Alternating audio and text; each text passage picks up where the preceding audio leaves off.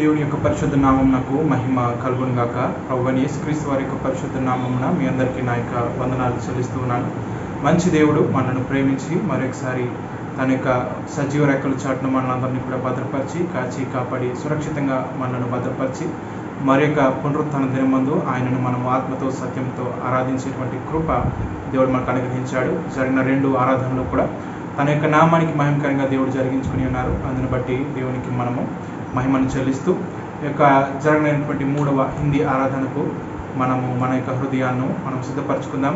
Live ద్వారా నాతో పాటు ఈ యొక్క ప్రార్థనలో ఈ యొక్క ఆరాధనలో ఏకీపిస్తున్నటువంటి మిమ్మల్ని అందరినీ కూడా ప్రభువైన యేసుక్రీస్తు వారి యొక్క పరిశుద్ధ నామమున ఈ యొక్క హిందీ ఆరాధనకు ఆహ్వానిస్తున్నాను. తలలో వంచి ప్రార్థన చేసుకుందాం, దేవుని వైపు చూద్దాం.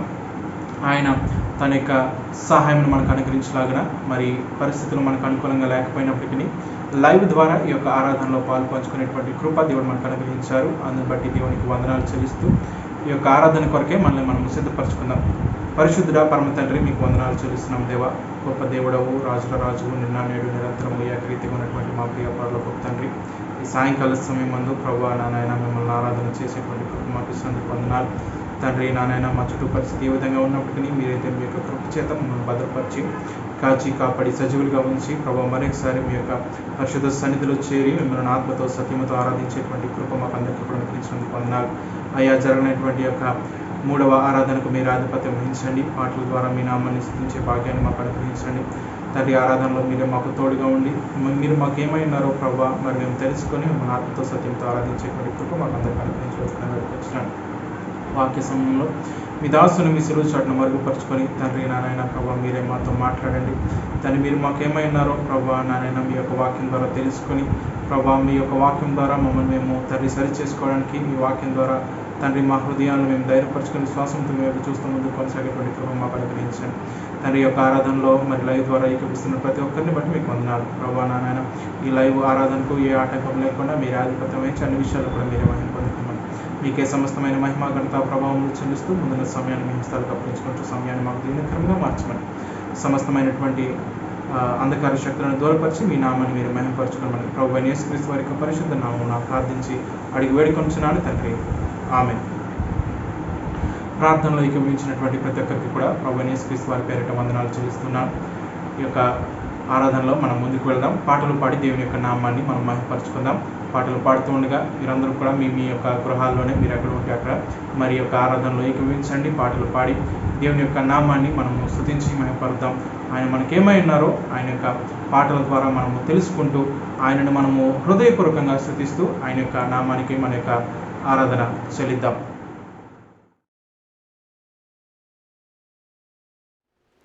క్రీస్తు పేరట వీక్షిస్తున్న మీ అందరికి వందనాలండి.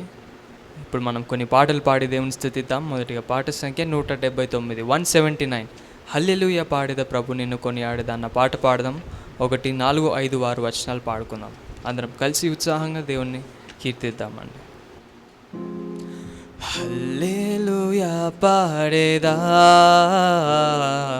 ప్రభు నిన్ను కొనియాడేదన్. హల్లెలూయా పాడేదా ప్రభు నిన్ను కొనియాడేదన్. అన్ని వేళలయందునా నిన్ను పూజించి కీర్తింతును. అన్ని వేళలయందునా నిన్ను పూజించి కీర్తింతును. ప్రభువా నిన్ను నే కొనియాడేదన్. హల్లెలూయా పాడేదా ప్రభు నిన్ను కొనియాడేదన్. వాగ్దానములనిచ్చి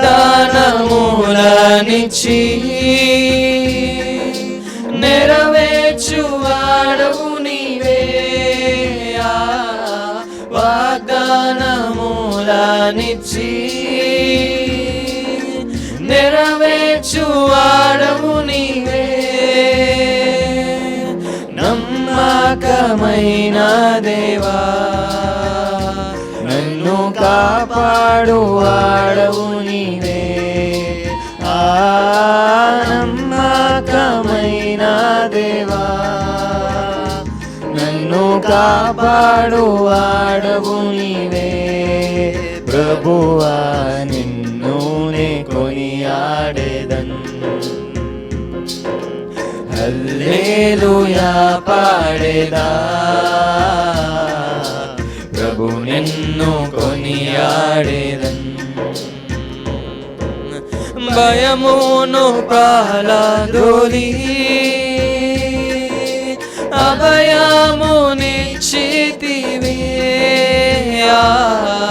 భయమును పాలదోలి అభయమునిచ్చితివే. ఎబినేజరు నీవై ప్రభు, నన్ను సంరక్షించుచుంటివి. ఎబినేజరు నీవై ప్రభు, నన్ను సంరక్షించుచుంటివి. ప్రభువా, నిన్ను నే కొనియాడేదన్. హల్లెలూయా పాడేదా, ప్రభు నిన్ను కొనియాడేదన్. కష్టములన్నిటినీ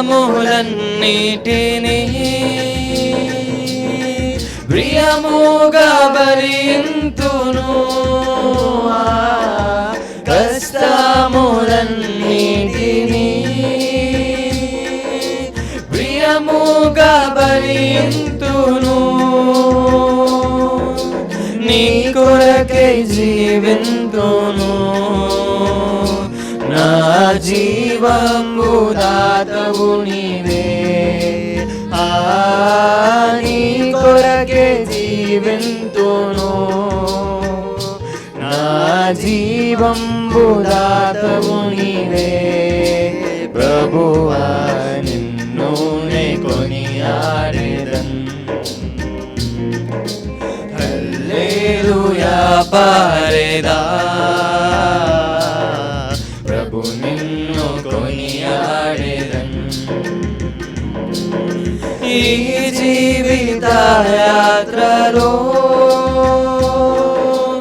ఏమి సంభవించినా, ఈ జీవిత యాత్రలో ఏమి సంభవించినా, మహిమానికే ఓ ప్రభు, ఇది నాది నా ప్రార్థన. మహిమానికే ఓ ప్రభు, ఇది నాది నా ప్రార్థన. ప్రభువా, నిన్ను నే కొనియాడేదన్. హల్లెలూయా పాడేదా, ప్రభు నిన్ను కొనియాడేదన్. హల్లెలూయా పాడేదా, ప్రభు నిన్ను కొనియాడేదన్. ఇంకో పాట పాడదామండి. ఇంకో పాట పాడి మనం దేవుని స్తుతిద్దాం. పాట సంఖ్య 152, 152. సంతోషమే సంతోషమే సంతోషంతో దేవుని స్తుతిద్దాం అన్న పాట పాడదాం. పాట సంఖ్య 152, 152. 1, 2, 5, 6 వచనాలు పాడుకుందాం. 1, 2, 5 వచనాలు.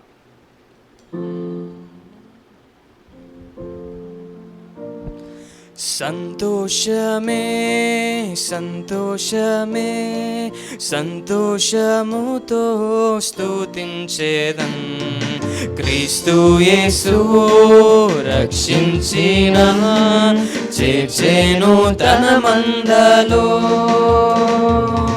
సంతోషమే సంతోషమే సంతోషముతో స్తుతించేదన్, క్రీస్తు యేసు రక్షించినన్ చేర్చెను తన మందలో. ఘోర దుర్మార్గుడనై దారి తప్పి ఉండగా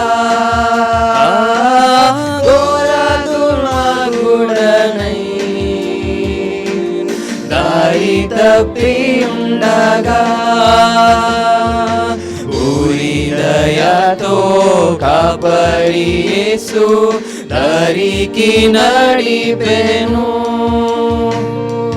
పూరి దయతో కాపరి యేసు దారికి నడిపెను.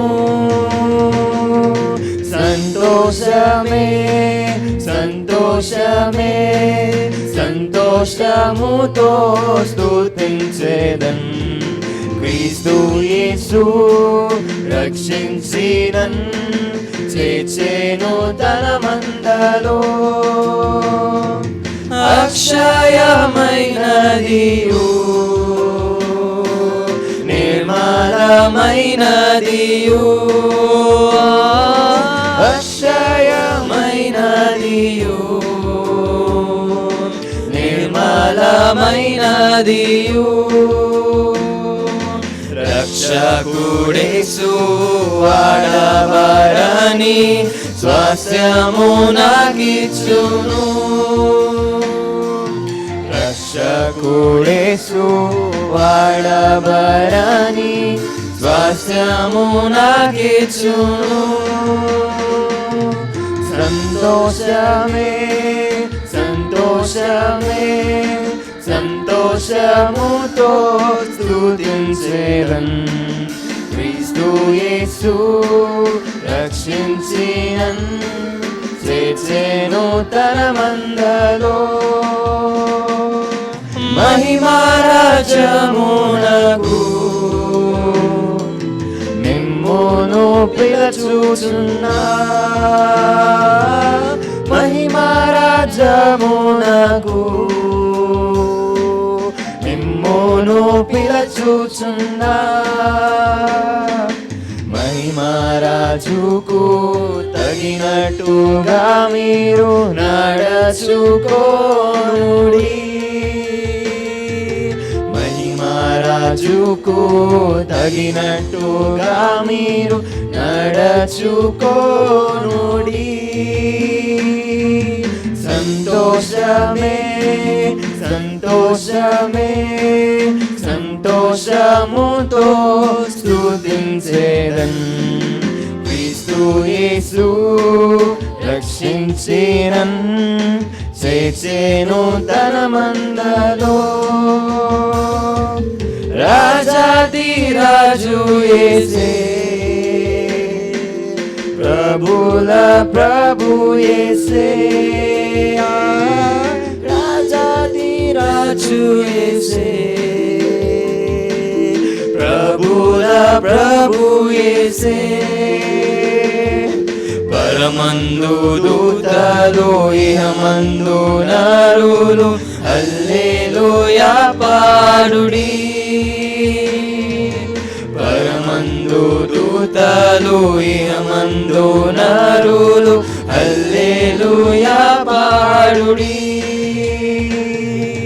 సంతోషమే సంతోషమే సంతోషముతో స్తుతించెదన్. క్రీస్తు యేసు రక్షించినన్, చేర్చెను తన మందలో.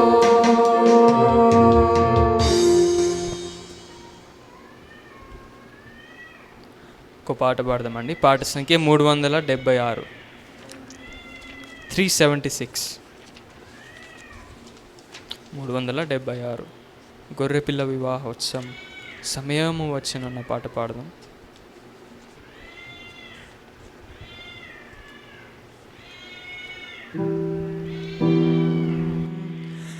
గొర్రెపిల్ల వివాహోత్సవం సమయము వచ్చెను రండి. గొర్రెపిల్ల వివాహోత్సవం సమయము వచ్చెను రండి. సర్వాధికారియు సర్వోన్నతుండైనా, సర్వాధికారియు సర్వోన్నతుండైనా మన తండ్రిని గణపరచి మనము ఉత్సహించెదము. మన తండ్రిని గణపరచి మనము ఉత్సహించెదము. గొర్రె పిల్ల వివాహోత్సవం సమయము వచ్చెను రండి. సేదాబడెను వధువు సుప్రకాశము గల. సేదాబడెను వధువు సుప్రకాశము గల. నిర్మల వస్త్రములతో అలంకరించుకొని నిర్మల వస్త్రములతో అలంకరించుకొని గొర్రె పిల్ల వివాహోత్సవ సమయము వచ్చెను రండి. పరిశుద్ధుల నీతి క్రియలే అవసరములు. పరిశుద్ధుల నీతి క్రియలే అవసరములు. గొర్రె పిల్ల రక్తముతో శుద్ధి నొందిన వారు. గొర్రె పిల్ల రక్తములో శుద్ధి నొందిన వారు. గొర్రె పిల్ల వివాహోత్సవ సమయము వచ్చెను రండి. ప్రేమించే సంగముకై ప్రాణం గునిడే ప్రభువు. ప్రేమించి సంగముకై ప్రాణం గునిడే ప్రభువు. పరిశుద్ధ పరచుట కొరకై తానప్పగించుకొనే. పరిశుద్ధ పరచుట కొరకై తానప్పగించుకొనే. గొర్రె పిల్ల వివాహోత్సవ సమయము వచ్చెను రండి. శ్రీ యేసుక్రీస్తుండే సంగమునకు శిరసు. శ్రీ యేసుక్రీస్తుండే సంగమునకు శిరసు. వాక్యముదకము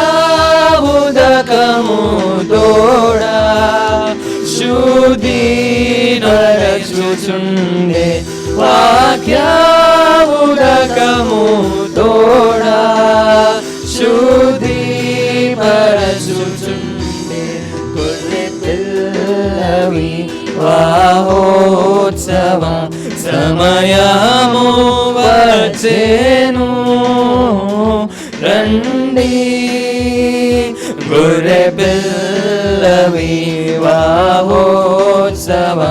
సమయము వచ్చెను రండి. చివరిగా మనం పాట సంఖ్య 548 పాడదాం. 548. యేసయ్య నామం నా ప్రాణ రక్షణ పాట పాడదాం. 548 548.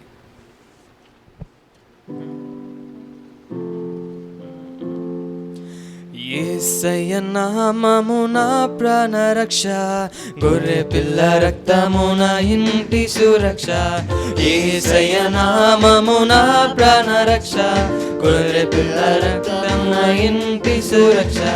నాశనకరమైన తెగులకైనా భయపడను నేను భయపడను.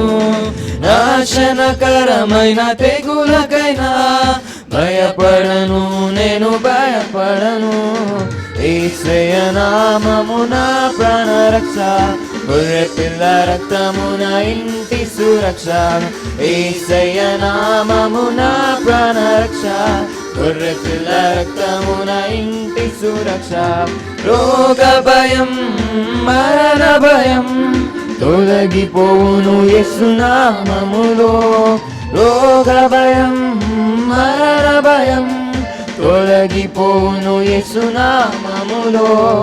యేసయ్య నామమున ప్రాణరక్ష, గొర్రె పిల్ల రక్తమున ఇంటి సురక్ష. యేసయ్య నామమున ప్రాణరక్ష, గొర్రె పిల్ల రక్తమున ఇంటి సురక్ష. అపాయమేమి ఉదరికి రాదు, కీడెదియు నా గదికి రాదు. అపాయమేమి ఉదరికి రాదు, కీడెదియు నా గదికి రాదు. యేసయ్య నామమున ప్రాణరక్ష, గొర్రె పిల్ల రక్తమున ఇంటి సురక్ష. యేసయ్య నామమున ప్రాణరక్ష, గొర్రె పిల్ల రక్తమున ఇంటి సురక్ష. యేసుని నామమే స్తుతించెదము, వ్యాధుల పేరులు మరచెదము. యేసయ్య నామమే స్తుతించెదము, వ్యాధుల పేరులు మరచెదము. యేసయ్య నామమున ప్రాణరక్ష, గొర్రె పిల్ల రక్తమున ఇంటి సురక్ష. యేసయ్య నామమున ప్రాణరక్ష, గొర్రె పిల్ల రక్తమున ఇంటి సురక్ష. దేవుని నామానికి మహిమ కలుగును గాక. పాటలలో ఇంతవరకు పాటలు పాడి దేవుని యొక్క నామాన్ని మనం స్తుతించేటువంటి కృప దేవుడు మనకు అనుగ్రహించున్నారు. అందుని బట్టి దేవునికి మహిమ చెల్లిస్తూ ఈ యొక్క సమయంలో మరి ఆరాధనలోకి మనం వెళ్దాం. దేవుడు మనకేమై ఉన్నారు అనే విషయాన్ని మనం తెలుసుకుంటూ ఆయనకు మన యొక్క ఆరాధనను చెల్లించడానికి మన హృదయాన్ని మనం దేవునికి వాక్యం ద్వారా సిద్ధపరచుకుందాం. మరి ఈ సమయంలో కీర్తన 23వ కీర్తన మొదటి నుంచి చివరి వచనం వరకు మనం అందరం చదువుకుందాం. దావీదు రాసినటువంటి కీర్తన 23వ కీర్తన మొదటి నుంచి 6వ వచనం వరకు. మీ యొక్క బైబిల్ తెరిచి ఈ యొక్క మాటలను నాతో పాటుగా చదవలసిందని ప్రభువారి పేరిట మీకు మనవి చేస్తున్నాను. యెహోవా నా కాపరి, నాకు లేమి కలగదు. పచ్చిక గల చోట్ల ఆయన నన్ను పరుండజేయుచున్నాడు. శాంతికరమైన జలముల యొద్ద నన్ను నడిపించుచున్నాడు. నా ప్రాణమునకు ఆయన సేద తీర్చుచున్నాడు. తన నామమును బట్టి నీతి మార్గములలో నన్ను నడిపించుచున్నాడు. గాఢాంధకారపు లోయలో నేను సంచరించినను, ఏ అపాయమునకు భయపడను. నీవు నాకు తోడయుందువు, నీ దుడ్డు కర్రయు నీ దండమును నన్ను ఆదరించును. నా శత్రువుల ఎదుట నీవు నాకు భోజనము సిద్ధపరచదువు. నూనెతో నా తల అంటి ఉన్నావు. నా గిన్నె నిండి పొర్లుచున్నది. నేను బ్రతుకు దినములన్నీ కృపాక్షేమములే నా వెంట వచ్చును. చిరకాలము యెహోవా మందిరములో నేను నివాసము చేసేదను. చిన్న ప్రార్థన చేసుకుందాం. దేవుని యొక్క వాక్యంలో దేవుని వైపు చూసి ఆయనను ఏ విధంగా మనం ఆరాధన చేయాలని దాని కొరకు మన హృదయాలు మనం సిద్ధపరచుకుందాం. పరిశుద్ధుడైనటువంటి పరమ తండ్రి, మీకు వందనాలు ప్రభువా. ఇంతవరకు పాటల ద్వారా మీ నామాన్ని స్తుతించే భాగ్యాన్ని మాకు ఇచ్చినందుకు తండ్రి మీకు స్తోత్రాలు చెల్లిస్తున్నాం ప్రభువా. మీ వాక్యం చెంతకు చేరి ఉండగా ఏ రీతిగా మేము మిమ్మల్ని ఆరాధన చేయాలో ప్రభువా, మీ వాక్యం ద్వారా మీ యొక్క ప్రత్యక్షతను మాకు అనుగ్రహించండి తండ్రి. మీ యొక్క కృప మా పట్ల చూపించండి. నిలవబడిన నన్ను జ్ఞాపకం చేసుకునండి. నా ఆలోచనలు తనకు ఉద్దేశంలో కాదు కానీ ప్రభువా, ఈ వాక్యం ద్వారా మీ యొక్క ప్రత్యక్షతను మీరు మాకు అనుగ్రహించి మిమ్మల్ని ఆరాధన చేయడానికి మా హృదయాలను తెరవండి. ఆత్మతో సత్యంతో మిమ్మల్ని ఆరాధించే కృప మాలో ప్రతి ఒక్కరికి దయచేయమని ప్రభువైన యేసుక్రీస్తు వారి యొక్క పరిశుద్ధ నామమున ప్రార్థించగలుగుతున్నాను తండ్రి, ఆమేన్. దేవుని యొక్క నామానికి మహిమ కలుగును గాక. ప్రియ దేవుని సంగమ, ఈ యొక్క కీర్తన మనకందరికీ కూడా చాలా బాగా తెలుసు. చిన్నప్పటి నుంచి ఈ యొక్క కీర్తనను మరి చిన్న బిడ్డలైనటువంటి అనేకులకు మరి యొక్క కీర్తనను కంఠస్థం చేస్తారు. ఈ యొక్క కీర్తన వారికి నేర్పిస్తారు. దావీదు రాసినటువంటి ఈ యొక్క కీర్తన మరి మనకందరికీ కూడా అనేక సందర్భాల్లో మరి ఎంతో ధైర్యాన్ని ఇచ్చినటువంటి కీర్తనగా ఈ యొక్క కీర్తన ఉంది. ఈ యొక్క కీర్తనలో దావీదు దేవుడు తనకు ఎటువంటి కాపరిగా ఆయన ఉన్నాడు, ఎటువంటి కార్యాలు తన యొక్క జీవితంలో కాపరిగా ఉన్నటువంటి దేవుడు జరిగిస్తున్నాడు అనేటువంటి విషయాలను మనకు తెలియజేస్తూ ఉంటాడు. అయితే ఈ కీర్తనలో ఉన్నటువంటి వచనాలన్నీ కూడా మీ ఎదుట ఉంచాలని నేను ఆశపడటం లేదు, కానీ కేవలం ఒక వచనాన్ని మీ ఎదుట ఉంచి మరి యొక్క కీర్తన ద్వారా మనము ఏ విధంగా దేవుణ్ణి ఆరాధన చేయొచ్చు అనే విషయాన్ని, ఆయన మనకు ఏమై ఉన్నాడు, ఆయన మనకు ఎటువంటి కాపరిగా ఉన్నాడు అనే విషయాన్ని మీ ఎదుట ఉంచి మరి దేవుని యొక్క సన్నిధిలో దేవుని ఆరాధన చేయడానికి మన హృదయాలను మనము సిద్ధపరచుకుందాం. 4వ వచనాన్ని మనం చూసినప్పుడు కీర్తనాకారుడైనటువంటి దావీదు అంటాడు, గాఢాంధకారపు లోయలో నేను సంచరించినను ఏ అపాయమునకు భయపడను. నీవు నాకు తోడయుందువు, నీ దుడ్డు కర్రయు నీ దండమును నన్ను ఆదరించును అనేటువంటి మాట ఇక్కడ చూస్తాం. మొదటి వచనంలో అంటాడు, యెహోవా నా కాపరి, నాకు లేమి కలగదు. 2వ వచనం నుంచి మరి 5వ వచనం వరకు ఉన్నటువంటి వచనాలన్నీ కూడా కాపరిగా ఉన్నటువంటి దేవుడు తన యొక్క జీవితంలో ఎటువంటి కార్యాలు చేస్తున్నాడు అనే విషయాన్ని దావీదు చెప్తూ ఉంటాడు. 4వ వచనంలో అంటాడు, గాఢాంధకారపు లోయలో నేను సంచరించినను ఏ అపాయమునకు నేను భయపడను. నీవు నాకు తోడయుందువు, నీ దుడ్డు కర్రయు నీ దండమును నన్ను ఆదరించును అనేటువంటి మాట ఇక్కడ చూస్తున్నాం. గాఢాంధకారపు లోయ, కొన్ని బైబిల్ తర్జుమాల్లో మరణాంధకారపు లోయ అని కూడా ఈ యొక్క మాట ఉంటుంది. మరణాంధకారపు లోయ, the valley of the shadow of the death అనే కొన్ని ఇంగ్లీష్ తర్జుమాలో ఉంటుంది. మరి దాని యొక్క అర్థము మృత్యువు యొక్క నీడ కల లోయ, మృత్యువు యొక్క ఛాయ కలిగినటువంటి ఈ లోయ. 2-3 వచనాల్లో మనం చూసేసరికి అక్కడ పచ్చిక బయళ్ళలో దేవుడు నాకు మరి నన్ను పరుండ చేస్తాడు, శాంతికరమైనటువంటి జలముల యొద్ద ఆయన నన్ను నడిపిస్తాడు అనేటువంటి వచనాలు చెప్తాడు, అనేటువంటి మాటలు చెప్తాడు. పచ్చిక బయళ్ళు, శాంతికరమైనటువంటి జలాలు, ఈ యొక్క అనుభవాలు చాలా మరి మన యొక్క ప్రాణాలను సేద తీర్చేవిగా, మన యొక్క ప్రాణాలను ఎంతో మరి శక్తిని నింపేవిగా, లేకపోతే మనల్ని ఎంతో మరి ధైర్యపరిచేవిగా ఉంటాయి. పచ్చికమైనటువంటి ఆ యొక్క బయలులో మరి సమృద్ధి అక్కడ మనకు కనిపిస్తుంది. శాంతికరమైనటువంటి జలముల దగ్గర మరి ఏ విధమైనటువంటి చింత లేనటువంటి స్థితి మనకు కనిపిస్తుంది. అయితే 4వ వస్తువు వచ్చేసరికి పరిస్థితి పూర్తిగా భిన్నంగా మారిపోతుంది. అనగా మరి ఆ పచ్చిక బయళ్ళు ఇక్కడ కనిపించవు, ఆ శాంతికరమైనటువంటి జలాలు ఇక్కడ మనకు కనిపించవు. కానీ 2-3 వచనాల్లో ఉన్నటువంటి సౌకర్యము ఇక్కడ ఎంత మాత్రము కూడా కనబడదు. అంత చీకటి, మరణాంధకారము, గాఢాంధకారము, మృత్యువు యొక్క నీడలో నేను సంచరిస్తున్నాను అని దావీదు చెప్తాడు. కానీ అంత చీకటిలో నేను సంచరిస్తున్నాను, కానీ నేను మాత్రం భయపడను అని దావీదు చెప్పడానికి గల కారణం ఏంటో తెలుసా? దేవుని యొక్క సన్నిధి అతనితోనే ఉంది అనేటువంటి విశ్వాసం. పచ్చని పచ్చిక, శాంతికరమైనటువంటి జలము ఆ లోయలో, ఆ మరణపు లోయలో లేవు, కానీ దేవుని యొక్క సన్నిధి మాత్రము ఖచ్చితంగా తనతోనే ఉంది. అందుకే నేను ఎంత మాత్రం కూడా భయపడను అని దావీదు అంటున్నాడు. దావీదు చెప్పినటువంటి ఆ మాట ఈ సాయంకాల సమయంలో మనము చెప్పగలుగుతున్నామా? మన ఎదుటికి ఉన్నటువంటి పరిస్థితి మనకు భయాన్ని కలిగించేదిగా, మనల్ని ఆందోళనకు గురి చేసేదిగా ఉన్నది, నేను కాదనట్లేదు. కానీ ఈ యొక్క భయంకరమైనటువంటి స్థితిలో కూడా దేవుని యొక్క కాపుదల అనేది మనకు ఉన్నది అనేటువంటి విశ్వాసాన్ని కనుక మనం కలిగి ఉన్నట్లయితే, దావీదు ఆరాధించినటువంటి రీతిగా మనం కూడా దేవుణ్ణి ఎంత మాత్రము కూడా భయపడకుండా, ఎంత మాత్రము కూడా అవిశ్వాసం చెందకుండా మనం ఆరాధించగలుగుతాం.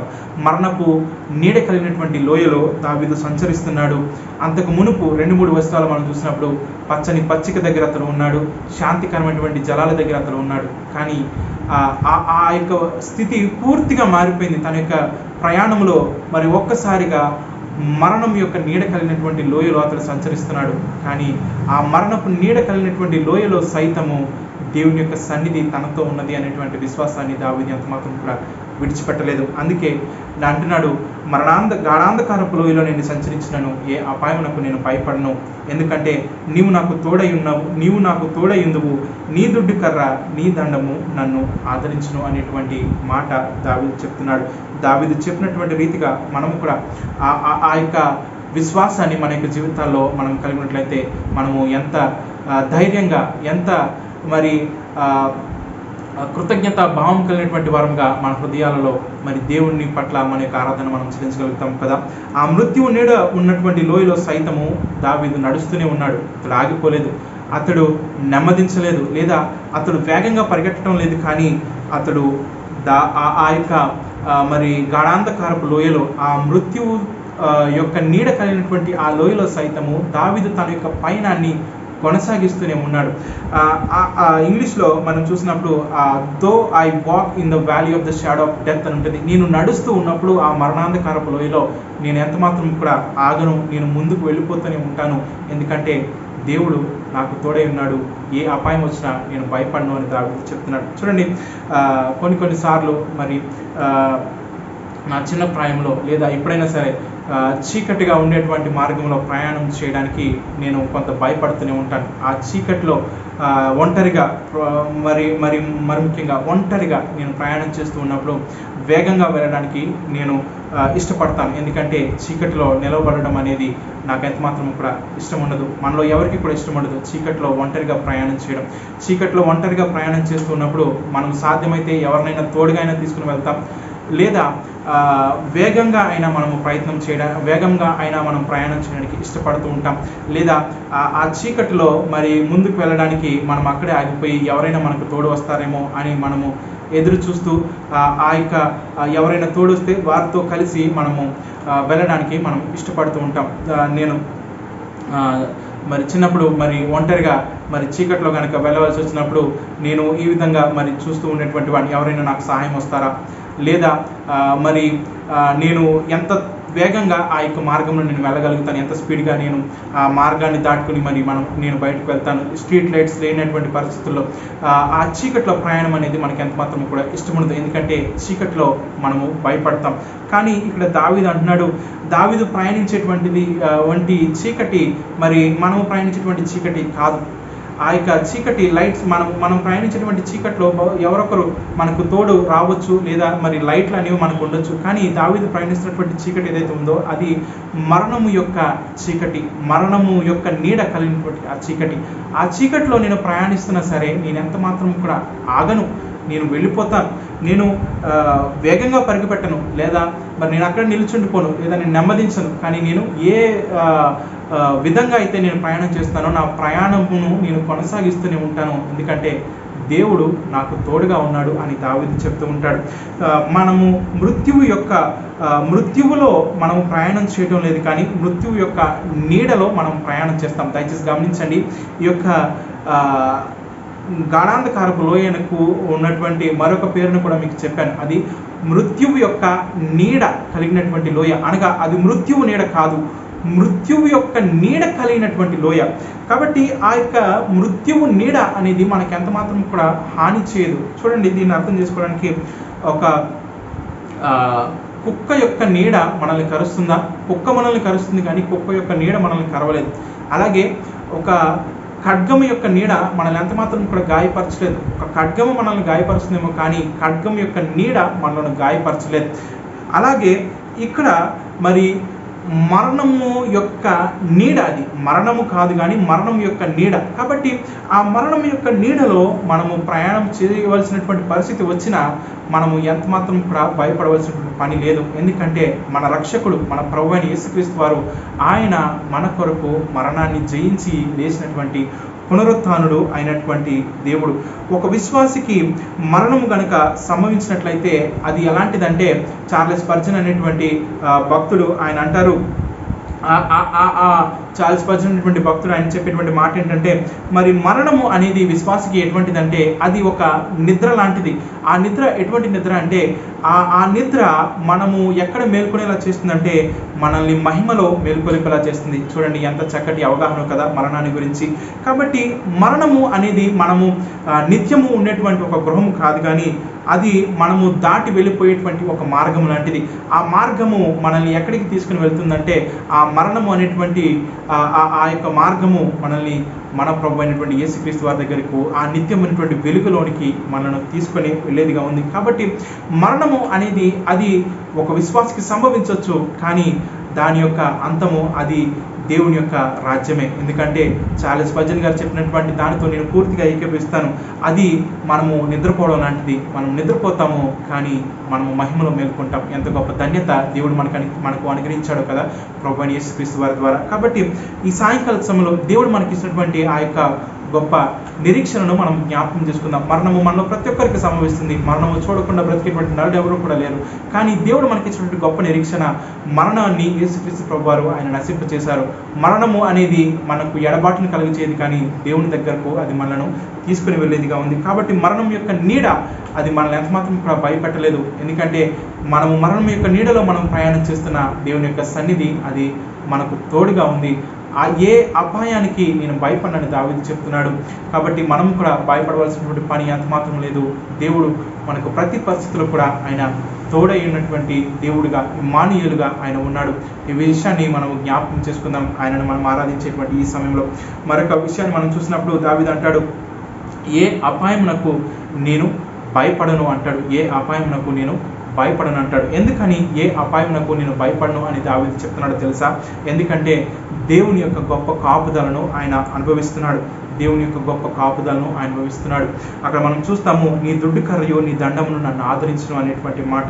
ఆయన దుడ్డు కర్ర, ఆయన దండము దేవుని యొక్క సార్వభౌమ అధికారమునకు, ఆయన యొక్క కృపగల సంరక్షణకు అవి సాదృశ్యంగా ఉన్నాయి. సార్వభౌమ అధికారము అనగా మరి దేవునికి మించినటువంటి అధికారము ఏది కూడా లేదు. దేవునికి పైగా ఉన్నటువంటి వారు ఎవరూ కూడా లేరు.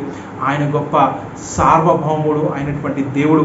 ఆయన యొక్క కృపగల సంరక్షణను, ఆయన యొక్క దుడ్డు కర్ర, ఆయన యొక్క దండము మనకి ఎప్పుడు కూడా అనుగ్రహించేవిగానే ఉన్నాయి.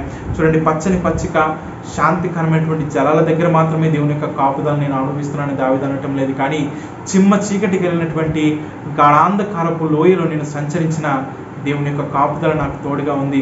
దేవుడు సార్వభౌముడు అయినటువంటి దేవుడు. ఆయన నేను నడుస్తున్న ప్రతి అడుగులో కూడా ఆయన నాకు తోడుగా ఉండి నన్ను ప్రతి విధమైనటువంటి కీడు నుంచి ఆయన తప్పించి నాకు ఆయన ఆదరణను కలిగిస్తున్నాడు, నన్ను సేద తీరుస్తున్నాడు, నన్ను కృపతో కాపాడుతున్నాడు అని దావీదు చెప్తున్నాడు. కాబట్టి పచ్చని పచ్చిక శాంతికరమైనటువంటి జలాల దగ్గర మాత్రమే కాదు, కానీ మృత్యువు యొక్క నీడ ఉన్నటువంటి ఆ లోయలో సైతము దేవుని యొక్క కాపుదల, దేవుని యొక్క సంరక్షణలో దావీదు ఉన్నాడు. కాబట్టి ఏ అపాయమునకు నేను భయపడను అని దావీదు చెప్తున్నాడు. ప్రకటన గ్రంథము 1వ అధ్యాయము 18వ వచనంలో మనం చూసినప్పుడు ప్రభువైన యేసుక్రీస్తు వారు చెప్తున్నటువంటి మాట, శిష్యుడైనటువంటి యోహానికి చెప్తున్నటువంటి మాట, నేను మొదటి వాడను, కడపటి వాడను, జీవించి వాడను, మృతుడనైతిని కానీ ఇదిగో యుగ యుగములు సజీవుడనై ఉన్నాడు, మరియు మరణం యొక్కయు పాతాళం యొక్కయు తాళపు చెవులు నా స్వాధీనంలో ఉన్నాయి అని ఆయన చెప్తున్నాడు. ఆయన మొదటివాడు, ఆయనే కడపటివాడు, ఆయన జీవించువాడు, ఆయన మృతుడయ్యాడు మన కోసము. కానీ ఆ మరణాన్ని ఆయన మరణింప చేయడానికి 3వ దినమున పునరుత్థానుడై ఆ పునరుత్థానపు శక్తిని చాటించి ఆయన తిరిగి లేచినటువంటి సజీవుడైనటువంటి దేవుడు. అంత మాత్రమే కాదు, మరణం యొక్క తాళపు చెవి ఆయన దగ్గరే ఉంది, పాతాళం యొక్క తాళపు చెవి కూడా ఆయన దగ్గరే ఉంది. కాబట్టి మనం భయపడాల్సిన పని ఇంకేముంది? ఎంత మాత్రం కూడా లేదు. కాబట్టి మన చుట్టూ ఉన్నటువంటి పరిస్థితులు మనం చూసినప్పుడు మనకు భయం కలగవచ్చు, మనల్ని ఆందోళనకి గురి చేయవచ్చు, మనల్ని మరి కలవరానికి అవి గురి చేయవచ్చు. కానీ దావీదులాగా మనం కూడా దేవునికి ఆరాధన చెల్లించగలుగుతాం. ఎప్పుడో తెలుసా? ఎప్పుడంటే ఆయన యొక్క సార్వభౌమ అధికారమునకు, ఆయన యొక్క కృపగల సంరక్షణకు మనల్ని మనం అప్పగించుకున్నప్పుడు, ఆయన సన్నిధి నాతోనే ఉంది, ఆయన సన్నిధి నీతోనే ఉంది అనేటువంటి నమ్మకము మనకు కలిగి ఉన్నప్పుడు మనము ఎక్కడ ఉన్నా సరే దేవుణ్ణి ఆరాధించగలుగుతాం. పచ్చిక భూములైన, ఎండిన ఎడారులైన, మరణ లోయలైన ఆరాధన అనేది మన హృదయాల్లో ఎప్పుడు కూడా అది నిలిచిపోదు. ఎందుకంటే ఆయన మనతోనే ఉన్నటువంటి గొప్ప కాపరి. మరణపు అంధకారం కలిగినటువంటి లోయ అయినా సరే, పచ్చని పచ్చిక అయినా సరే, శాంతికరమైనటువంటి జలమైనా సరే, దేవుని మనం ఆరాధిస్తూనే ఉంటాము. ఆ యొక్క ఆరాధన మన హృదయాల్లో అది ఎప్పుడు కూడా పెళ్ళొబ్బుకుతూనే ఉంటుంది. అది ఎంత మాత్రం కూడా ఆగిపోదు. 5వ వచనంలో దావీదు చెప్పిన రీతిగా, నీవు నూనెతో నా తల నిండి ఉన్నావు, నా గిన్నె నిండి పొర్లిచున్నది, చిరకాలము కృపాక్షేమము నా వెంట వచ్చును, నేను యెహోవా మందిరంలో చిరకాలము నివాసం చేసేదనని దావీదు చెప్పినటువంటి విధంగా నువ్వు కూడా చెప్పగలుగుతావు. ఎప్పుడంటే దేవుడు నీ కాపరి, ఆయన యొక్క సంరక్షణ, ఆయన యొక్క సార్వభౌమ అధికారము ఎప్పుడు ఆయన నీ మీద చూపిస్తున్నాడు. ఆయన యొక్క కృప కలిగినటువంటి సంరక్షణ ఎల్లప్పుడూ కూడా నీతోనే ఉంది అనేటువంటి విశ్వాసం ఎప్పుడైతే నీవు కలిగి ఉంటావు. కాబట్టి దావీదు కలిగినటువంటి ఆ యొక్క నమ్మకాన్ని ఈ సాయంకాల సమయంలో మనం కూడా కలిగి ఉందాం. మరొకసారి కీర్తన గ్రంథము 23వ కీర్తన మరి 4వ వచనాన్ని మనం చదువుకొని దేవుణ్ణి ఆరాధించడానికి మన హృదయాలను మనం సిద్ధపరచుకుందాం. గాఢాంధకారపు లోయలో నేను సంచరించినను, ఏ అపాయమునకు భయపడను, నీవు నాకు తోడైందువు, నీ దుడ్డు కర్రయు నీ దండమును నన్ను ఆదరించును. దావీదు చెప్పినటువంటి మాట ఇది. మనం కూడా దావీదు వలె, ప్రభువా నీవు నాకు తోడు ఉన్నావు, ఈ చుట్టూ ఉన్నటువంటి తెగులు, ఈ చుట్టూ ఉన్నటువంటి మరి భయంకరమైనటువంటి వైరస్ నా చుట్టూ ఉన్నా సరే నీవు నాకు తోడుగా ఉన్నావు, నీవు నన్ను ఆదరిస్తున్నావు, నీవు నన్ను నడిపిస్తున్నావు, నీ దుడ్డు కర్ర నీ దండము నాకు తోడుగా ఉన్నాయి, నన్ను ఆదరించి నన్ను కాపాడుతున్న దేవా. మరణం యొక్క వశంలో నుంచి నన్ను విమోచించడానికి నీ కుమారుణ్ణి నా కొరకు ఈ లోకానికి పంపించి ఆయన శిలువ మీద కాల్చిపోయిన రక్త బిందువుల ద్వారా నన్ను విమోచించిన తండ్రి, మరణం నుంచి నన్ను తప్పించి జీవానికి దాటించిన తండ్రి, మీకు వందనాలు ప్రభా అని చెప్పి దేవుడు మన పట్ల చూపించినటువంటి ఆయన కృపను మనం జ్ఞాపకం చేసుకుంటూ ఈ సాయంకాల సమయంలో దావీదు వలె దేవునికి మన యొక్క ఆరాధన చెల్లిద్దాం. అందరం మోకాళ్ళ మీదకి వద్దాం. దేవుడు మన పట్ల చూపించినటువంటి ఆ యొక్క కృపను మనం జ్ఞాపకం చేసుకుంటూ దావీదులాగా, యెహోవా నా కాపరి, నాకు లేమి కలగదు, మరణాంధకారపు లోయలో నేను సంచరించిన నేనెంత మాత్రము భయపడను, ఏ అపాయములకు భయపడను, ఎందుకంటే దేవా నువ్వు నాకు తోడుగా ఉన్నావు, నీ దుడ్డు కర్ర నీ దండం చేత నన్ను ఆదరిస్తున్నావు, నన్ను పోషిస్తున్నావు, నన్ను సంరక్షిస్తున్నావు, నన్ను కాపాడుతున్నావు ప్రభా, మీకు వందనాలని చెప్పి దేవునికి మన యొక్క ఆరాధన చెల్లిద్దాం. అందరం మోకాళ్ళ మీదకి వద్దాం. దేవుడు మన పట్ల చూపిస్తున్న తన యొక్క కృపను మనం జ్ఞాపకం చేసుకుంటూ దేవునికి మన యొక్క ఆరాధన చెల్లిద్దాం.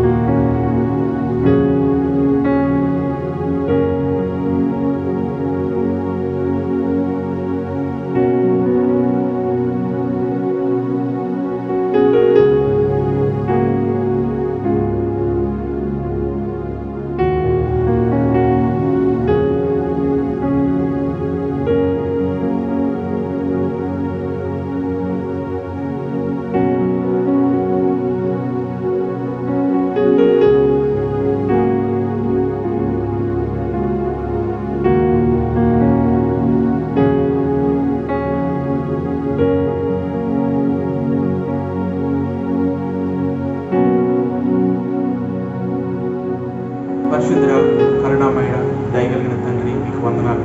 గొప్ప దేవ, రాజుల రాజా, నిన్న నేడు నిరంతరము ఏకరీతమైనటువంటి మా పరమ తండ్రి, మీకు స్తోత్రాలు చెల్లిస్తున్నాం. అవును తండ్రి, నీవు మా కాపరిగా ఉన్నావు. పచ్చిక బయళ్ళైన, శాంతికరమైన జలములైన, ఎండిన ఎడారులైన, మరణాంధకారము ఉన్నటువంటి లోయ అయిన ప్రతి పరిస్థితిలో కూడా నీవు మా చుట్టూ ఉన్నావు తండ్రి. విశ్వాసమైనటువంటి నాకు మరణం సంభవించవచ్చు, కానీ మేము మరణించిన తండ్రి మీ సన్నిధిలో మహిమలో మేము మేల్కొంటాం. అటువంటి గొప్ప నిరీక్షణ మీ కుమారుడిని యేసుక్రీస్తు ప్రభువు ద్వారా నాకు ఇచ్చారు, మాకు అనుగ్రహించారు. అందును బట్టి నీకు వందనాలు చెల్లిస్తున్నాను. దయగలిగిన తండ్రి ప్రభువా, మరి నా చుట్టూ ఉన్నటువంటి పరిస్థితిని నేను చూసినప్పుడు నాకు భయం కలగవచ్చు, ఆందోళన కలగవచ్చు, నాకు ప్రభువా కలవరం కలగవచ్చు. కానీ నీ వాక్యం చెంతకు చేరినప్పుడు ప్రభువా నాకు నెమ్మది. మరణాంధకారపు లోయలో నేను సంచరించిన ఏ అపాయంలో నేను భయపడను. నీవు నాకు తోడైందు, నీ దుడ్డు కర్ర నీ దండము నన్ను ఆదరించిన దావీదు చెప్పిన రీతిగా ప్రభువా నీవు నాకు తోడై ఉన్నావు. అది ఎటువంటి పరిస్థితి అయినా సరే నీవు నన్ను విడిచిపెట్టలేదు. పచ్చిక బయలైన, శాంతికరమైన జలమైన, మరణాంధకారంలో ఉన్నటువంటి లోయ అయినా ప్రభువా నీవు ఎల్లప్పుడూ కూడా నాకు తోడుగా ఉన్నావు, నన్ను కాపాడుతున్నావు, నన్ను సంరక్షిస్తున్నావు.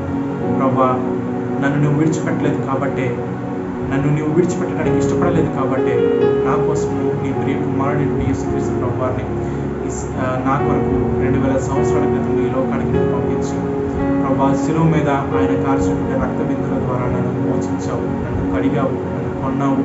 నన్ను ప్రభువా మరణం యొక్క అధికారం నుంచి నాకు విడుదలనిచ్చావు. నీ యొక్క రాజ్యంలో ప్రభువా నన్ను చేర్చుకున్నావు. యేసుక్రీస్తు ప్రభువారు నా కొరకు ఆయన మరొకసారి తిరిగి వస్తారు.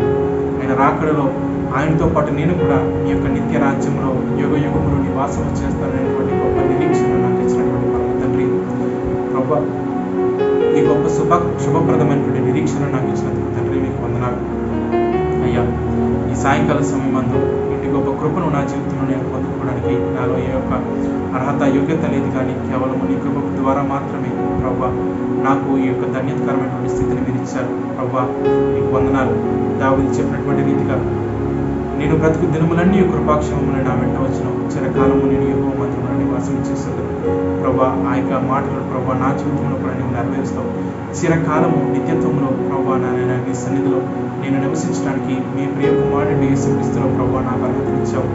నన్ను నిత్యత్వంలో చేర్చుకోవడానికి నీ కుమారుని చేతిని విడిచిపెట్టి నా చేతి మీద పట్టుకున్నావు ప్రభా. నన్ను నిత్య రాజ్యంలో నన్ను చేర్చుకున్నాను తండ్రి, మీకు వందనాలు చేస్తాను. మీ ప్రియ కుమారుడు యేసుక్రీస్తు వారి యొక్క రక్తం ద్వారా వెలకట్టలేనటువంటి గొప్ప రక్షణను నిరీక్షణను నాకు అనుగ్రహించినటువంటి పరమ తండ్రి, ఏమి నీకు చెల్లించగలను ప్రభా, ఏమి నీకు అర్పించగలను, ఏమి చెల్లించినా కూడా రుణస్థులను ఒప్పుకొనచ్చు ప్రభా. నీవు నాకు కాపుదలుగా ఉండి, నీవు నాకు తోడుగా ఉండి, నీ దుడ్డు కర్రతో నీ దండంతో నీ యొక్క సార్వభౌమ అధికారం చేత నీ యొక్క కృప కలిగినటువంటి సంరక్షణ చేత నన్ను కాపాడుతూ నన్ను రక్షిస్తున్నటువంటి తండ్రి, నాకు కలిగినటువంటి అపాయాలన్నింటి నుంచి నన్ను తప్పించి ప్రభా నాకు ప్రభా మీ కాపుదలను ఇస్తున్నటువంటి గొప్ప తండ్రి, మీకు వందనాలు. ఏమి మీరు తీర్చగలను ప్రభా, ఏమీ కూడా మీకు చెల్లించినటువంటి దౌర్భాగ్యం అనుకోవచ్చు. నాకు మీరు ఇచ్చినటువంటి రక్షణాపాత్రం చేత పట్టుకొని నా హృదయంలో నీ కొన్ని స్తుతి ఆరాధన ప్రభు యేసుక్రీస్తు వారి యొక్క పరిశుద్ధ నామమున నీకే జవాబుగా సమర్పించి మమ్మల్ని ఆరాధించి మహిమపరుస్తున్నాను తండ్రి. ఆమేన్.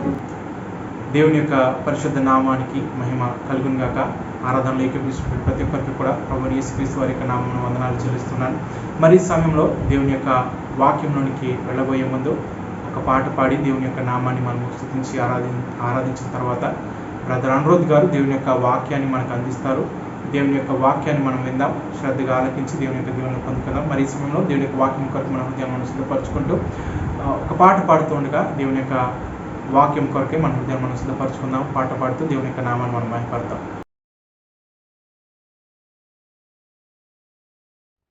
ఇప్పుడు మనం కొన్ని ఆరాధనలు పాట పాడి మనం దేవుని స్తుతిద్దామండి. పాట సంఖ్య 151, 151. శుభవేళ స్తోత్ర బలి తండ్రి దేవా నీకేనయ్యా అన్న పాట పాడదాం. 1, 2, 3 వచనాలు పాడుకుందాం. శుభవేళ స్తోత్ర బలి తండ్రి దేవా నీకేనయ్యా, ఆరాధనా స్తోత్ర బలి తండ్రి దేవా నీకేనయ్యా, తండ్రి దేవా నీకేనయ్యా, తండ్రి దేవా నీకేనయ్యా. ఎల్ షదాయ్ ఎల్ షదాయ్ సర్వశక్తిమంతుడా, ఎల్ షదాయ్ ఎల్ షదాయ్ సర్వశక్తిమంతుడా, సర్వశక్తిమంతుడా, ఎల్ షదాయ్ ఎల్ షదాయ్ సర్వశక్తిమంతుడా, ఎల్ షదాయ్ ఎల్ షదాయ్. శుభవేళ స్తోత్ర బలి తండ్రి దేవా నీకేనయ్యా, ఆరాధనా స్తోత్ర బలి తండ్రి దేవా నీకేనయ్యా, తండ్రి దేవా నీకేనయ్యా, తండ్రి దేవా నీకేనయ్యా. ఎల్రోహి ఎల్రోహి నన్నిలా చూచువాడా, ఎల్రోహి ఎల్రోహి నన్నిలా చూచువాడా, నన్నిలా చూచువాడా, ఎల్రోహి ఎల్రోహి నన్నిలా చూచువాడా, ఎల్రోహి ఎల్రోహి. శుభవేళ స్తోత్ర బలి తండ్రి దేవా నీకేనయ్యా, ఆరాధుడా స్తోత్ర బలి తండ్రి దేవా నీకేనయ్యా, తండ్రి దేవా నీకేనయ్యా, తండ్రి దేవా నీకేనయ్యా. యెహోవా షమ్మా మాతో ఉన్నవాడా, యెహోవా షమ్మా మాతో ఉన్నవాడా, మాతో ఉన్నవాడా, యెహోవా షమ్మా మాతో ఉన్నవాడా, యెహోవా షమ్మా. శుభవేళ స్తోత్ర బలి తండ్రి దేవా నీకేనయ్యా, ఆరాధనా స్తోత్ర బలి తండ్రి దేవా నీకేనయా తండ్రి దేవా నీకేనయా తండ్రి దేవా నీకేనయా తండ్రి దేవా నీకేనయా తండ్రి దేవా నీకేనయా. ఈ సమయంలో దేవుని యొక్క వాక్యాన్ని మనం విందాం. బ్రదర్ అనుద్ గారు దేవుని యొక్క వాక్యాన్ని మనకు అందిస్తారు కాబట్టి శ్రద్ధగా విని దేవుని యొక్క దీవెనలు మనం పొందుకుందాం.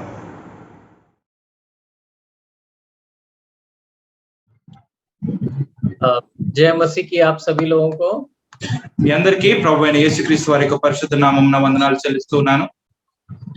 हम मत्ती उसके 8वें अध्याय में जाएंगे.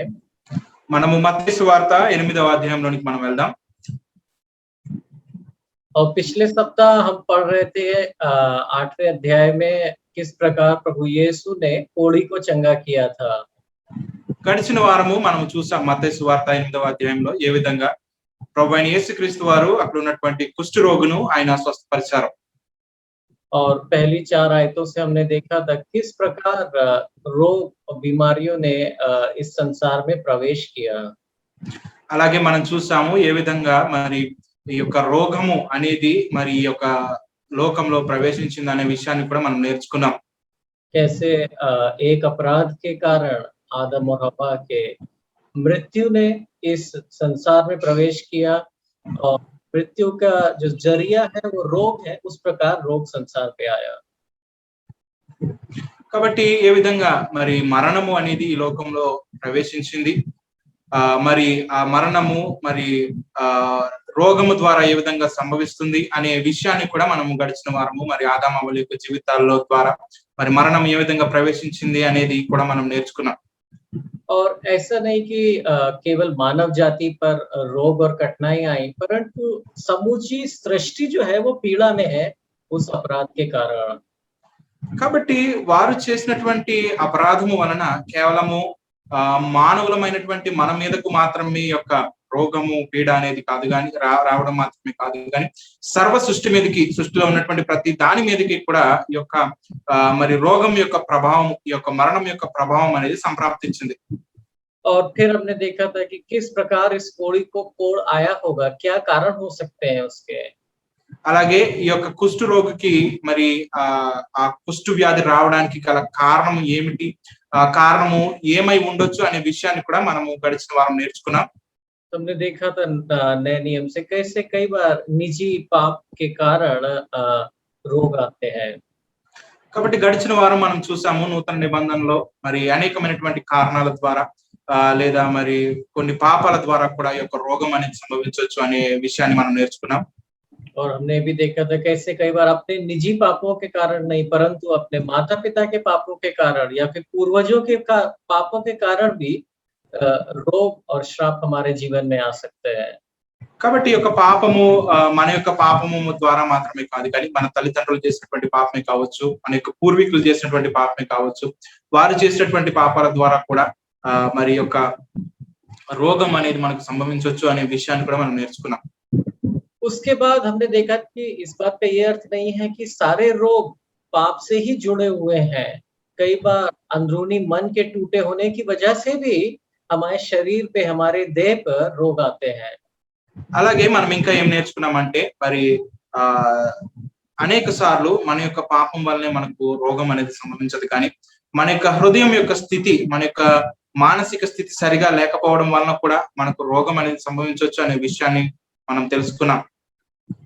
और आखिरी में हमने देखा था कि ना ही केवल रोग हमारे आत्मिक पाप या फिर हमारे मन की दशा, परंतु कई बार जो हमारा शरीर है उसके जो नियम है उनको तोड़ने की वजह से भी आ सकते हैं.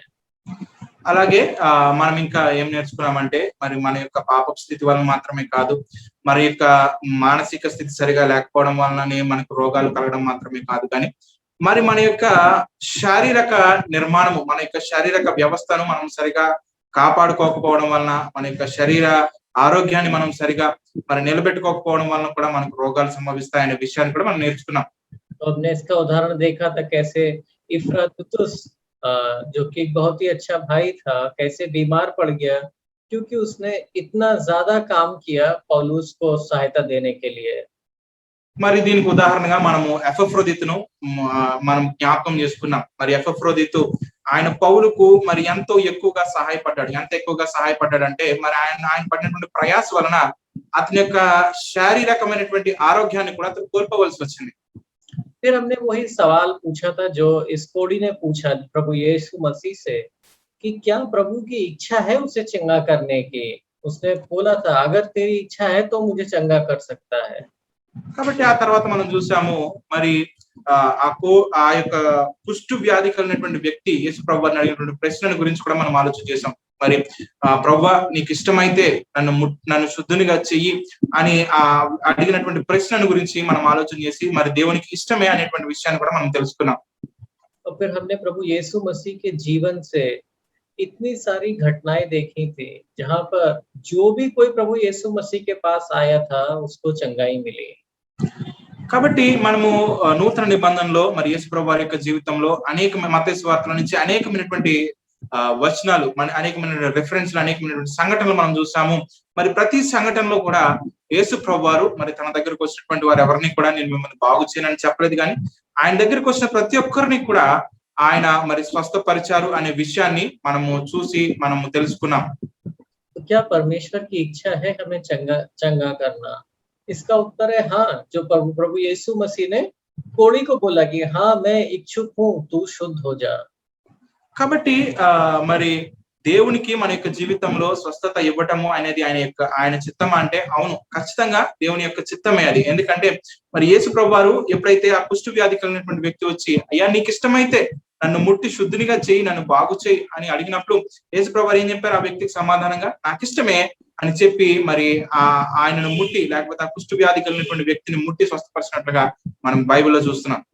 जिस प्रकार प्रभु को दया आई लोगों पर और उनके पाप क्षमा करे, उसी प्रकार उसी दया के कारण प्रभु ने उनके रोगों से भी उनको चंगा किया। కాబట్టి ఏ విధంగా దేవుడు మన పట్ల ఆయన కృప చూపించి ఆయన తన యొక్క దయ చూపించి మన యొక్క పాపముల నుంచి మనకు విడుదలను కలుగజేశాడు, అలాగే అదే దయతో మరి ఆయన తన దగ్గరికి వచ్చిన ప్రతి రోగిని కూడా ఆయన ముక్తి స్వస్థపరిచారు. जब प्रभु ने इस कोढ़ी को देखा तो दया में आकर अपना हाथ बढ़ाया और उसको स्पर्श किया और बोला तू शुद्ध हो जा, और वो कोढ़ उसे छोड़ दिया। కాబట్టి ఎప్పుడైతే ఆ కుష్టు వ్యాధి కలిగినటువంటి ఆ మనుషుడు వచ్చి అయ్యా నీకు ఇష్టమైతే నన్ను ముట్టి శుద్ధినిగా చెయ్యి అని అడిగాడో వెంటనే యేసు ప్రభువారు మరి ఆ వ్యక్తిని ముట్టి తన చెయ్యి చాపి వాడి మీద కనికరపడి వాడి మీద దయ చూపించి తన చెయ్యి చాపి వాడిని ముట్టి నాకు ఇష్టమే నువ్వు శుద్ధుడవు కమ్ము అని మరి వానితో పలికి వారిని బాగు చేసినట్టుగా మనము గడిచిన వారము బైబిల్లో నుంచి మరి రెఫరెన్స్ చూసి మనం తెలుసుకున్నాం. अब आज आगे पढ़ते हैं हम मत्ती के अध्याय में 8वें अध्याय में। కాబట్టి ఈ రోజు మరి 8వ అధ్యాయంలో తర్వాత వచనాలను మనం ధ్యానం చేసుకుందాం, మననం చేసుకుందాం. तो 5वीं आयत से लेके 13वीं आयत तक रोमी अधिकारी के बारे में लिखा हुआ है। 5వ వచనం మొదలుకొని 13వ వచనం వరకు మనం చూసినప్పుడు ఇక్కడ ఒక మరి రోమా అధికారి గురించి శతాధిపతి గురించి ఇక్కడ మనం చూస్తాం. तो उसके बाद 14 से लेके 17 तक 14 to 17 में लिखा हुआ है कैसे प्रभु यीशु मसीह ने पतरस की सास को चंगा किया था। 14వ వచనం మొదలుకొని 17వ వచనం వరకు మనం చూసినట్లయితే మరి అక్కడ పేతురు యొక్క అత్తను మరి యేసు ప్రభువారు ఏ విధంగా స్వస్థపరిచారనే విషయాన్ని మనం చూస్తాం. तो आज हम वो 14 से 17 देखते हैं क्योंकि ये बहुत ज्यादा जो हम पढ़ा है जैसे कोढ़ी की चंगाई के बारे में उससे बहुत ज्यादा जुड़ा हुआ है, और बाद में हम 5 से 13 देखेंगे। కాబట్టి ఈ రోజు మనము 15వ మత్తయి సువార్త 8వ అధ్యాయం 5వ వచనం నుంచి 17వ వచనం వరకు మనం చదువుకుందాం. ఈ రెండు సంఘటనలు కూడా మరి స్వస్థతకు గురించి సంబంధించినటువంటి సంఘటనలే కాబట్టి మనం స్వస్థత గురించే మరి గడిచిన వారం కూడా ధ్యానం చేసుకున్నాం. కాబట్టి ఈ రెండు సంఘటనలు మరి ఆ స్వస్థతతో మరి స్వస్థతకు సంబంధించినవి కాబట్టి ఈ రెండు సంఘటనలు మనం చదువుకున్న తర్వాత 5వ వచనం నుంచి 13వ వచనం వరకు మరి నేటి వాక్య భాగంగా మనం ధ్యానం చేసుకుందాం. तो 14वीं आयत से पढ़ते हैं मत्ती 8:14। जब यीशु पतरस के घर पर आए उन्होंने उसकी सास को बुखार से पीड़ित पाया। 8వ అధ్యాయం 14వ వచనం చదువుతాం, దయచేసి గమనించండి. యేసు పేతురు ఇంటిలో ప్రవేశించి జ్వరముతో పడి ఉన్న అతని అత్తను చూచి उन्होंने उनके हाथ का स्पर्श किया और वह बुखार से मुक्त हो गई और उठकर उन सबकी सेवा करने में जुट गई। ఆమె చెయ్యి ముట్టగా జ్వరం ఆమెను విడిచెను, అంతటా ఆమె లేచి ఆయనకు ఉపచారము చేయసాగెను. 16 जब संध्या हुई तब प्रेत आत्मा से पीड़ित लोगों को उनके पास लाए और यीशु ने अपने वचन मात्र से उन्हें प्रेत मुक्त करते गए और साथ ही रोगियों को भी स्वस्थ किया. 16వ వచనం. సాయంకాలం అయినప్పుడు జనులు దయ్యమును పట్టిన అనేకులను ఆయన యొద్దకు తీసుకుని వచ్చిరి. 17 ये भविष्यवक्ता यशाया द्वारा की गई भविष्यवाणी की पूर्ति थी. उन्होंने स्वयं हमारी दुर्बलताओं को अपने ऊपर ले लिया और हमारे रोगों को उठा लिया.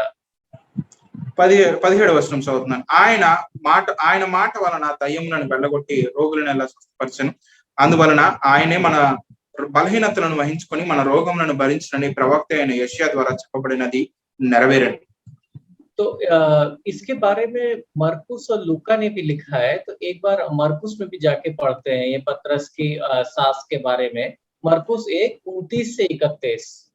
చూడండి, ఈ సంఘటన గురించి మరి మార్కు కూడా మరి ప్రస్తావించాడు తన యొక్క సువార్తలో. మార్కు సువార్త 1వ అధ్యాయంలో మనము ఈ విషయాన్ని చూస్తాం. 29వ వచనం నుంచి 31వ వచనం వరకు.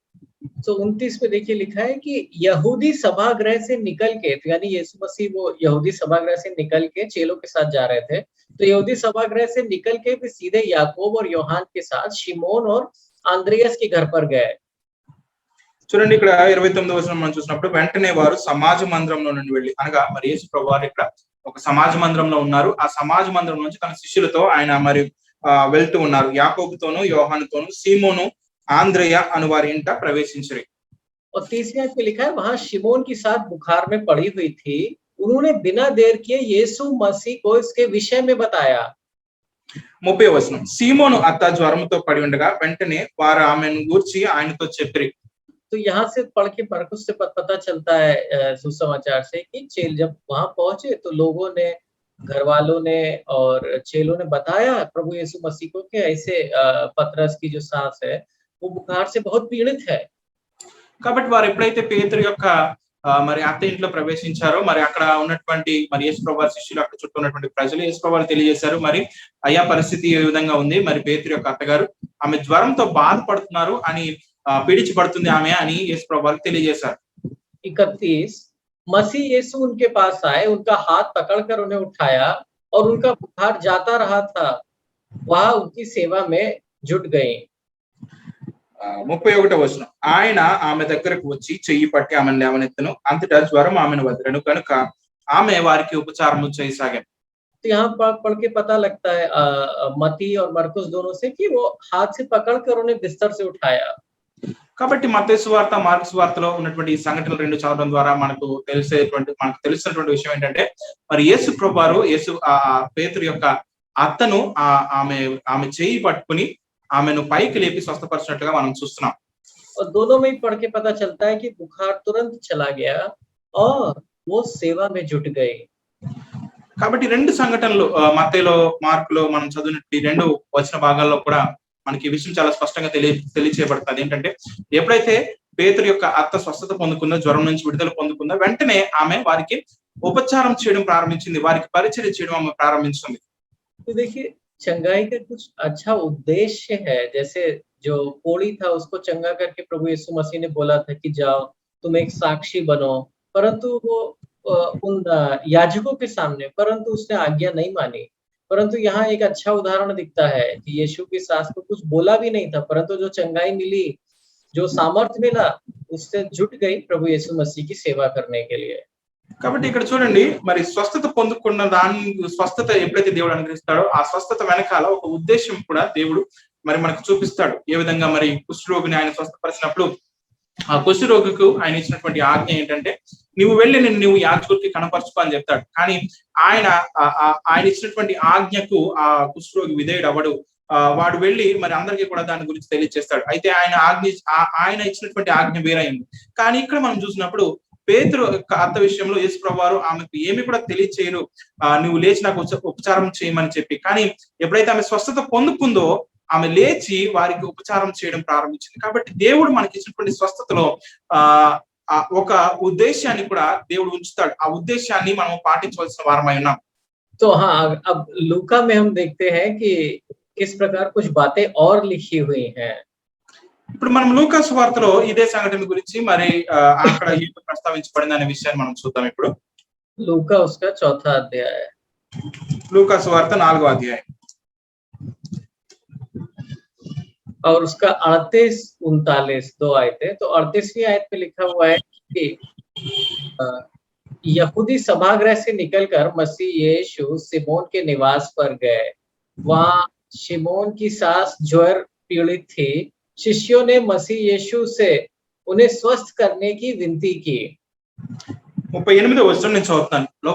లూకా సువార్త 4వ అధ్యాయం 38వ వచనం. ఆయన సమాజ మందిరంలో నుండి లేచి సీమోను ఇంట్లోనికి వెళ్ళెను. సీమోను అత్త తీవ్ర జ్వరముతో పడి ఉండెను గనుక ఆమె విషయమై ఆయన యొద్ద మనవి చేసుకొనిరి. और 29वीं आयत में देखिए एक महत्वपूर्ण बात लिखी है जो मरकुस और मत्ती में नहीं लिखी थी।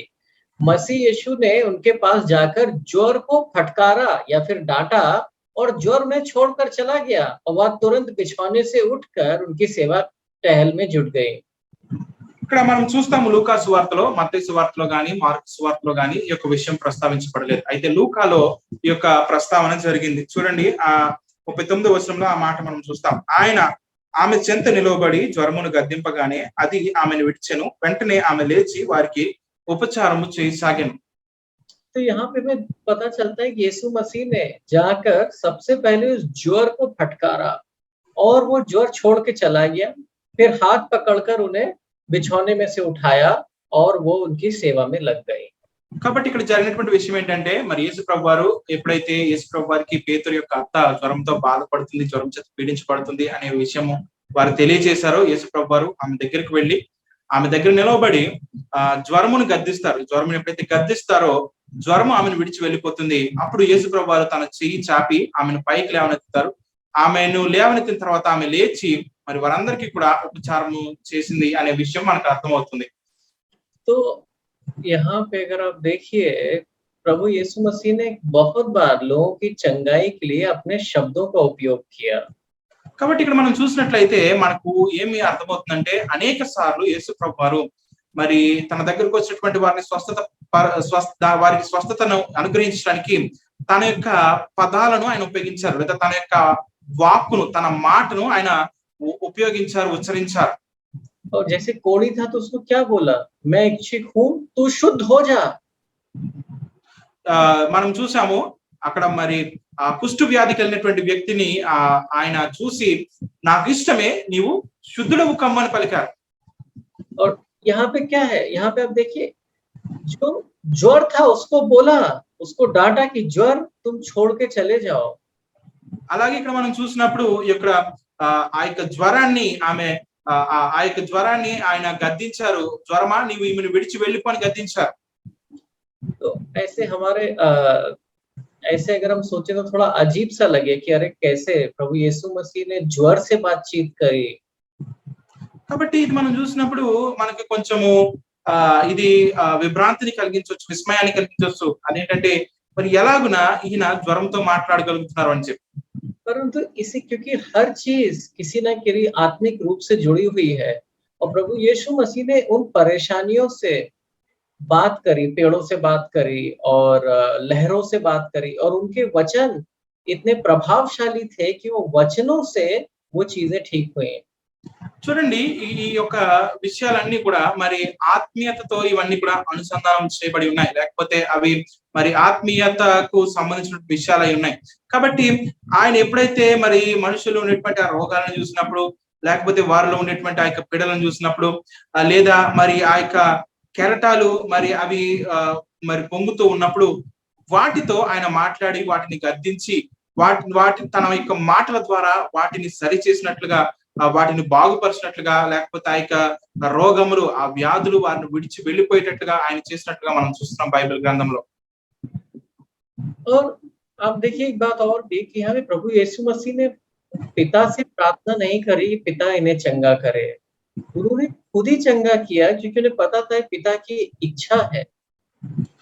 ఇక్కడ మరొక విషయాన్ని కనుక మనం గమనించినట్లయితే యేసు ప్రభు వారు మరి అక్కడ తండ్రికి మనవి చేయలేదు, తండ్రి ఈమెను ఈ యొక్క జ్వరం నుంచి విడిపించు, ఈమెను ఈ యొక్క జ్వరం నుంచి మరి ఈమెకు విడుదల దయచే అని తండ్రికి ఆయన ప్రార్థన చేయలేదు. కానీ ఆయన మరి ఆ యొక్క సమయంలో ఆయన స్వయంగా తానే స్వస్థతను అక్కడ జరిగించారు, లేదా వారు స్వస్థత పొందుకునేలాగా ఆయన చేశారు. ఎందుకంటే యేసు ప్రభు వారికి తెలుసు వారు స్వస్థత పొందుకోవడము తండ్రి యొక్క చిత్తమైనదని చెప్పి. और ये पढ़ के ऐसा लगता है सिर्फ प्रभु ने ज्वर को डांटा, मतलब उसके प्रति एक तरीके का क्रोध था कि ये यहाँ नहीं होना चाहिए ज्वर इनके शरीर में।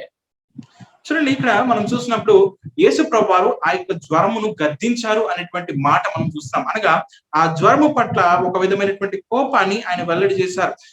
అనగా మరి ఓ జ్వరమా, నీవు ఈ స్త్రీ యొక్క దేహంలో లేకపోతే ఈ పేతురు అత్త యొక్క శరీరంలో నీవు ఉండటానికి ఎంత మాత్రము కూడా వీలు పడదు అని మరి ఆ యొక్క జ్వరంతో మరి ఆ జ్వరమును గద్దించినట్లుగా దానిని తిట్టినట్లుగా మనం చూస్తున్నాం అక్కడ.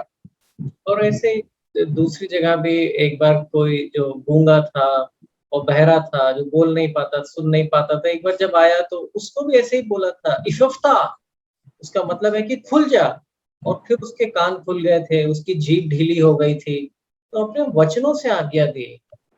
అలాగే మరొక సంఘటనలో మనం చూసినప్పుడు ఒక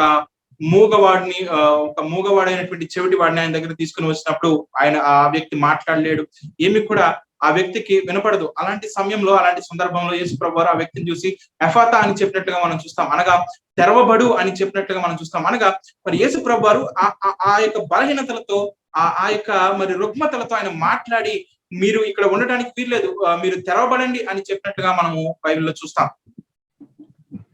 और कुछ और हम उदाहरण देखते हैं जहां पे यीशु मसीह ने अपने चेलों को भी इसी प्रकार से आज्ञा दी, और ये वचनों को पढ़ के हमें और ये स्पष्ट होता है कि जो चंगाई है वो कितना प्रभु की इच्छा में है लोगों के लिए, सबके लिए, सब विश्वासियों के लिए चंगाई प्रभु की इच्छा में है।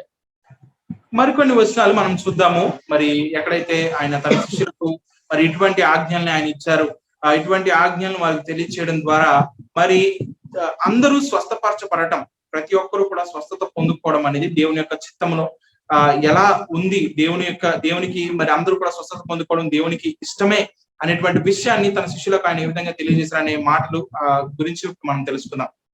और ना केवल ये प्रभु यीशु मसीह ने किया, पर उनके शिष्यों ने और हम सब विश्वासियों का ये अधिकार है।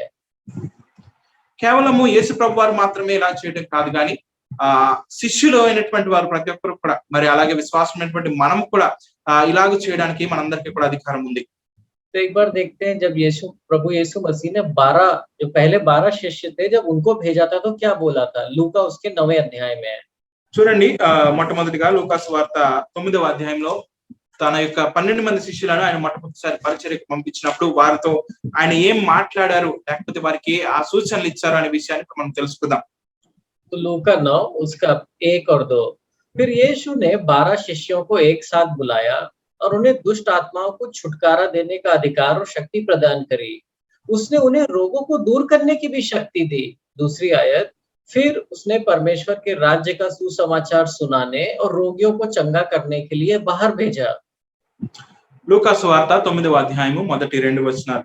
ఆయన తన 12 మంది శిష్యులను పిలిచి సమస్తమైన దయ్యముల మీద శక్తిని, అధికారమును, రోగములను స్వస్థపరచు వరమును వారికి అనుగ్రహించి దేవుని రాజ్యమును ప్రకటించుటకును రోగులను స్వస్థపరచుటకును వారిని పంపెను. तो बहुत सारे रोग, देखिए आपको ये नए नियम में दोनों चीजें साथ साथ दिखेंगी। दुष्ट आत्माएं जो लोगों के अंदर है वो क्या करते हैं? वो रोगों को देते हैं, और कुछ लोग जो रोग शारीरिक रूप से भी है, तो दोनों ही चीजों के लिए प्रभु ने अधिकार और शक्ति दी थी। కాబట్టి కొత్త నిబంధనలో మనం చూసినప్పుడు ఈ రెండు విషయాలు మనకు తరచుగా కనిపిస్తూ ఉంటాయి. అవి ఏంటంటే, మొట్టమొదటిది మరి ప్రజల శరీరాల్లో ఉండేటువంటి ఆ యొక్క దురాత్మలు వారిని రోగాలకు గురి చేసినట్లుగా, వారి యొక్క శరీరాలను బలహీనపరిచినట్లుగా. రెండవదిగా మనుషులు వారి యొక్క శరీరకమైనటువంటి బలహీనతలను బట్టి వారు మరి రోగగ్రస్తులైనట్టుగా. ఈ రెండు విషయాలు మనం చూస్తాం. और अब देखिए इसके बाद हुआ क्या? 6ठी आयत में लिखा है कि जो 12 शिष्य थे वो वहां से चले गए और फिर हर कहीं सुसमाचार का उपदेश देते और लोगों को चंगा करते, सभी गांव से होते हुए यात्रा करने लगे। ఇప్పుడు చూడండి 6వ వచనంలో తర్వాత ఆయన అలా పంపించిన తర్వాత ఏం జరిగిందో 6వ వచనంలో మనం చూస్తాం. వారు బయలుదేరి అంతటను సువార్త ప్రకటించుచు రోగులను స్వస్థపరచుచు గ్రామములలో సంచారం చేసిరి. तो प्रभु यीशु मसीह की इच्छा थी कि सबका उद्धार हो, उनको सुसमाचार मिले, वो अपने पापों से प्रायश्चित करें और वो रोगों से और हर प्रकार की बुरी आत्मा से छुटकारा प्राप्त करें। కాబట్టి యేసు ప్రభు వారి యొక్క మరి ఉద్దేశం, దేవుని యొక్క చిత్తము ఏంటంటే ప్రతి ఒక్కరూ కూడా మరి స్వార్థ వినాలి, దానిని అంగీకరించాలి, వారి యొక్క జీవితాల్లో స్వస్థతను వారు పొందుకోవాలి. और इसके बारे में मरकुस में भी लिखा है उसके 6 अध्याय में 1-2 बातें कि किस प्रकार चेलों ने किया था। तो एक बार मरकुस उसके 6 अध्याय में जाइए। చూడండి, మార్కు సువార్తలో కూడా ఈ యొక్క విషయం ప్రస్తావించబడింది. మార్కు సువార్త 6వ అధ్యాయంలో మరి 2 వచనాలు మనం చూస్తాం. అక్కడ మరి ఏ విధంగా శిష్యులు వారి ద్వారా స్వస్థత కార్యాలు జరిగించారో అనే విషయాన్ని మనం ఇక్కడ చూస్తాం. మార్కు దాని గురించి మనకు తెలియజేస్తాడు. देखिए 7वीं आयत में मार्क उसके 6 अध्याय की 7वीं आयत में लिखा है कि उसने सभी 12 शिष्यों को अपने पास बुलाया और 2-2 करके वहां से बाहर भेजने लगा, उन्हें दुष्ट आत्माओं पर अधिकार दिया। Sir 7th verse. हाँ, 7వ వచనం, మార్కు సువార్త 6వ అధ్యాయం 7వ వచనం. ఆయన 12 శిష్యులను తన యొద్దకు పిలిచి వారిని ఎదురెదురుగా పంపుచు అపవిత్రాత్మల మీద వారికి అధికారం ఇచ్చి. तो यहाँ से पता चलता है कि अकेले नहीं भेजा था, 2-2 भेजा था। సో ఇక్కడ నుంచి మనకు తెలిసినటువంటి విషయం ఏంటంటే వారిని ఒక్కొక్కరిగా పంపించలేదు, కానీ ఇద్దరిద్దరిని కలిపి ఆయన పంపించారు. तो ये 6 जोड़ियां बन गई होंगी जो 6 अलग दिशा में जाके सुसमाचार का उपदेश दे रहे थे। కాబట్టి ఈ యొక్క 12 మంది శిష్యులు ఇద్దరిద్దరుగా కలిసి మరి 6 వేరు ప్రాంతాలకు వారు వెళ్ళారు. అక్కడ దేవుని యొక్క స్వార్థను వారు ప్రకటించి మరి రోగులను స్వస్థపరిచేటువంటి అధికారము వారు కలిగి ఉన్నారు కాబట్టి ఆ విధంగా వారు చేశారు. तो देखिए 12-13 में क्या लिखा है। 12वीं में लिखा है कि फिर वे वहां से चले गए और उन्होंने उपदेश दिया, लोगों मन फिराओ। और 13 उन्होंने बहुत सी दुष्ट आत्माओं को बाहर निकाला और बहुत से रोगियों को तेल से अभिषेक करते हुए चंगा किया। 12-13 వచనాల నుంచి చదువుతాను, గమనించండి. కాగా వారు బయలుదేరి మారు మనసు పొందవాలని ప్రకటించు అనేక దయ్యములను వెళ్ళగొట్టుచు నూనె రాచి అనేకుల రోగులను స్వస్థపరచుచు నుండిరి. देखिए कोई भी कंडीशन, कोई भी ऐसी कंडीशन नहीं थी कि किसको चंगा करना है, किसको मतलब सुसमाचार दे। जो जहां जा रहे थे सबको सुसमाचार देना था और सबको चंगा करना था, सबको दुष्ट आत्माओं से छुटकारा देना था। కాబట్టి ఇక్కడ ఏ షరతు కూడా మరి యేసు ప్రభువు వారికి చెప్పలేదు, ఇలా ఉన్న వారికే మీరు స్వస్థత ఇవ్వండి, ఇలా ఉన్న వారికే మీరు స్వార్థ ప్రకటించండి. ఇక్కడ ప్రతి ఒక్కరికి స్వార్థ ప్రకటించండి, ప్రతి ఒక్కరిని స్వస్థపరచండి, ప్రతి ఒక్కరిని దుష్టాత్మ నుంచి విడిపించండి, విడుదల కలిగచేయండి అని చెప్పి మరి ఆయన తన యొక్క శిష్యులను పంపించినట్టుగా మనం చూస్తున్నాం. और ऐसे ही जब दोबारा 72 शिष्यों को भेजा था तो बिल्कुल इसी प्रकार से 72 को भी भेजा था बाद में। అలాగే మరొకసారి మనం చూస్తాము బైబిల్లో నూతన నిబంధనలో మరి ఒక చోట 72 మంది శిష్యులను ఆయన పంపించినప్పుడు మరి ఆ 72 మంది శిష్యులకు కూడా ఇలాగనే ఆయన ఉపదేశించి వారిని కూడా పంపించారు. तो ये जो आज्ञाएं ये ऐसी नहीं कि केवल यीशु मसीह कर सकते थे, वो चाहते थे कि ऐसा ही हो, उनके शिष्य उनके सामने बाद में आने वाले काल में इसी प्रकार से करें। కాబట్టి ఆ యేసు ప్రభువు యొక్క ఉద్దేశము ఇదే. మరి ఆయన మాత్రమే ఆ విధంగా స్వస్థపరచడం కాదు, కానీ తన శిష్యులైనటువంటి వారి ద్వారా మరి స్వస్థతలు పొందుకున్నటువంటి వారి ద్వారా దేవునిలోకి నడిపించబడినటువంటి వారు, ఆ తర్వాత వచ్చేటువంటి వారు ఎవరైతే ఉన్నారో వీరందరూ కూడా మరి ఆయన వలె మరి వారు కూడా ఈ విధంగా ఇతరులను స్వస్థపరచాలి, ఇతరులను బాగుపరచాలి అనేది ఆయన యొక్క చిత్తమైనది. तो एक बार आप लूका उसके 10वें अध्याय में जाइए। చూడండి ఒకసారి లూకా సువార్త 10వ అధ్యాయంలో ఉండండి. और उसकी 8 और 9 आयत देखते हैं। 8वीं आयत में है कि और यहाँ पे 72 शिष्यों को कुछ बातें बोल रहे हैं 8वीं आयत में। और जब तुम किसी नगर में प्रवेश करो तो उस नगर के लोग तुम्हारा स्वागत सत्कार करें, तो जो कुछ भी तुम्हारे सामने परोसे उसे खा लो। उस नगर के रोगियों को निरोग करो और उनसे कहो परमेश्वर का राज्य तुम्हारे निकट पहुंचा है। చూడండి, ఇక్కడ 72 మంది శిష్యులను ఆయన పంపిస్తున్నప్పుడు ఆ 72 మంది శిష్యులకు ఆయన చెప్తున్నటువంటి విషయం లూకా సువార్త 10వ అధ్యాయం 8వ వచనం నుంచి, మరియు మీరు ఏ పట్టణంలోనైనా ప్రవేశించినప్పుడు వారు మిమ్మల్ని చేర్చుకుంటే నీ ముందర పెట్టినవి తినుడి, అందులో ఉన్న రోగులను స్వస్థపరచుడి, దేవుని రాజ్యము మీ దగ్గరికి వచ్చి ఉన్నదని వారితో చెప్పుడి. और फिर देखिए 17वीं आयत में वो वापस आके उन्होंने क्या बोला, 17वीं या 17 में है, फिर वे 72 आनंद के साथ वापस लौटे और बोले, हे प्रभु, दुष्ट आत्माएं तेरे नाम में हमारी आज्ञा मानती हैं. చూడండి, అదే అధ్యాయం 17వ వచనంలో మనం చూసినప్పుడు ఆ 72 మంది శిష్యులు తిరిగి వచ్చి ప్రభువుతో చెప్పినటువంటి మాట మనం చూస్తాం. ఆ 70 మంది శిష్యులు సంతోషంతో తిరిగి వచ్చి, ప్రభువా, దయ్యములు కూడా నీ నామం వల్ల మాకు లోబడుచున్నవని చెప్పగా, तो शिष्यों ने हमने कैसे चंगाई दी लोगों को, कैसे छुटकारा दिया, प्रभु यीशु मसीह के नाम में तेल से अभिषेक करते हुए. కాబట్టి వారు ఏ విధంగా శిష్యులు స్వస్థపరిచారంటే వారు యేసు ప్రభు వారి యొక్క నామములో మరి నూనె రాచి ప్రార్థన చేయడం ద్వారా, వారు ఆ విధంగా చేయడం ద్వారా అక్కడ స్వస్థతలు జరిగించినట్లుగా మనం చూస్తున్నాం. और देखिए जब आगे के लिए बोला था मरकुस उसके 16वें अध्याय में, तो भी इसी प्रकार से प्रभु यीशु मसीह ने बोला था. మార్కు సువార్త 16వ అధ్యాయంలో కూడా ఆయన ఇటువంటి మాటలు తెలియజేసినట్టుగా మనం చూస్తాం. और उसकी 15 से पढ़ेंगे. 15वीं आयत में है, फिर उसने प्रभु यीशु मसीह ने उनसे कहा, जाओ और सारी दुनिया के लोगों को सुसमाचार का उपदेश दो. మార్కు సువార్త 16వ అధ్యాయం 15వ వచనం, మరియు మీరు సర్వలోకమునకు వెళ్ళి సర్వ సృష్టికి సువార్తను ప్రకటించుడి.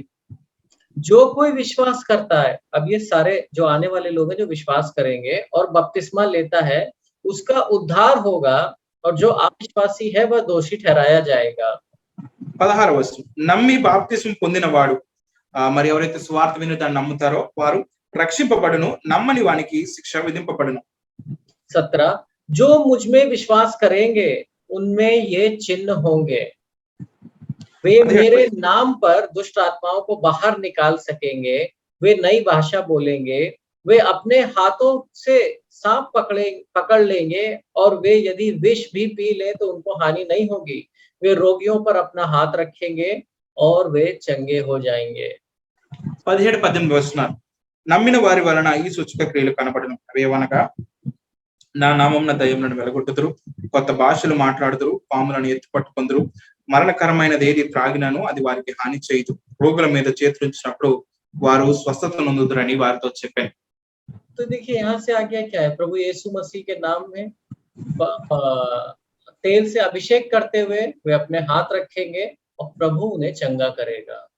కాబట్టి ఈ వచనాల ద్వారా మనకు అర్థమవుతుంది ఏంటంటే, మరి ఎప్పుడైతే వారు యేసు ప్రభు వారి నామంలో తమ చేతులు వారి మీద ఉంచి వారికి నూనె రాసి వారి కొరకు ప్రార్థన చేస్తారో వారు స్వస్థతను పొందుకుంటారు, దయ్యం నుంచి విడుదలను పొందుకుంటారు. और याकूब जो कि पहले यरूशलेम की कलीसिया का एक स्तंभ था, उसने अपनी किताब याकूब उसके 5वें अध्याय में भी ऐसी आज्ञा दी है. చూడండి, మరి ఆదిమ సంఘములో మూల స్తంభమైనటువంటి యాకోబు మరి ఆయన కూడా తన యొక్క పత్రికలో 5వ అధ్యాయంలో ఆయన ఈ మాటనే మరలా ప్రస్తావిస్తాడు. देखिए याकूब उसका 5वां अध्याय और 14 और 15.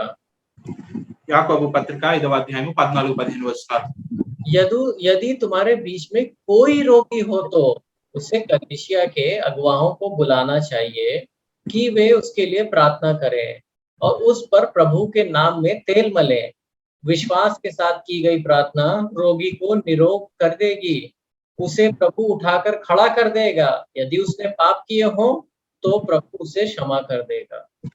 యాకోబు పత్రిక 5వ అధ్యాయం 14-15 వచనాలు, మీలో ఎవడైనా రోగి అయి ఉన్నాడా, అతడు సంఘపు పెద్దలను పిలిపింపవలెను, వారు ప్రభువు నామమున అతనికి నూనె రాచి అతని కొరకు ప్రార్థన చేయవలెను, విశ్వాస సహితమైన ప్రార్థన ఆ రోగిని స్వస్థపరచును, ప్రభువు అతని లేపును, అతడు పాపములు చేసిన వాడైతే పాప క్షమాపణ నొందును. तो हमारे मन में किसी प्रकार का संदेह नहीं होना है, प्रभु की हमेशा इच्छा है कि हम अपने रोगों से छुटकारा प्राप्त करें, हर प्रकार की बंधुआई से छुटकारा प्राप्त करें. కాబట్టి మన హృదయాల్లో మనం ఎంత మాత్రం కూడా సందేహించవలసినటువంటి అవసరత ఎంత మాత్రం లేదు.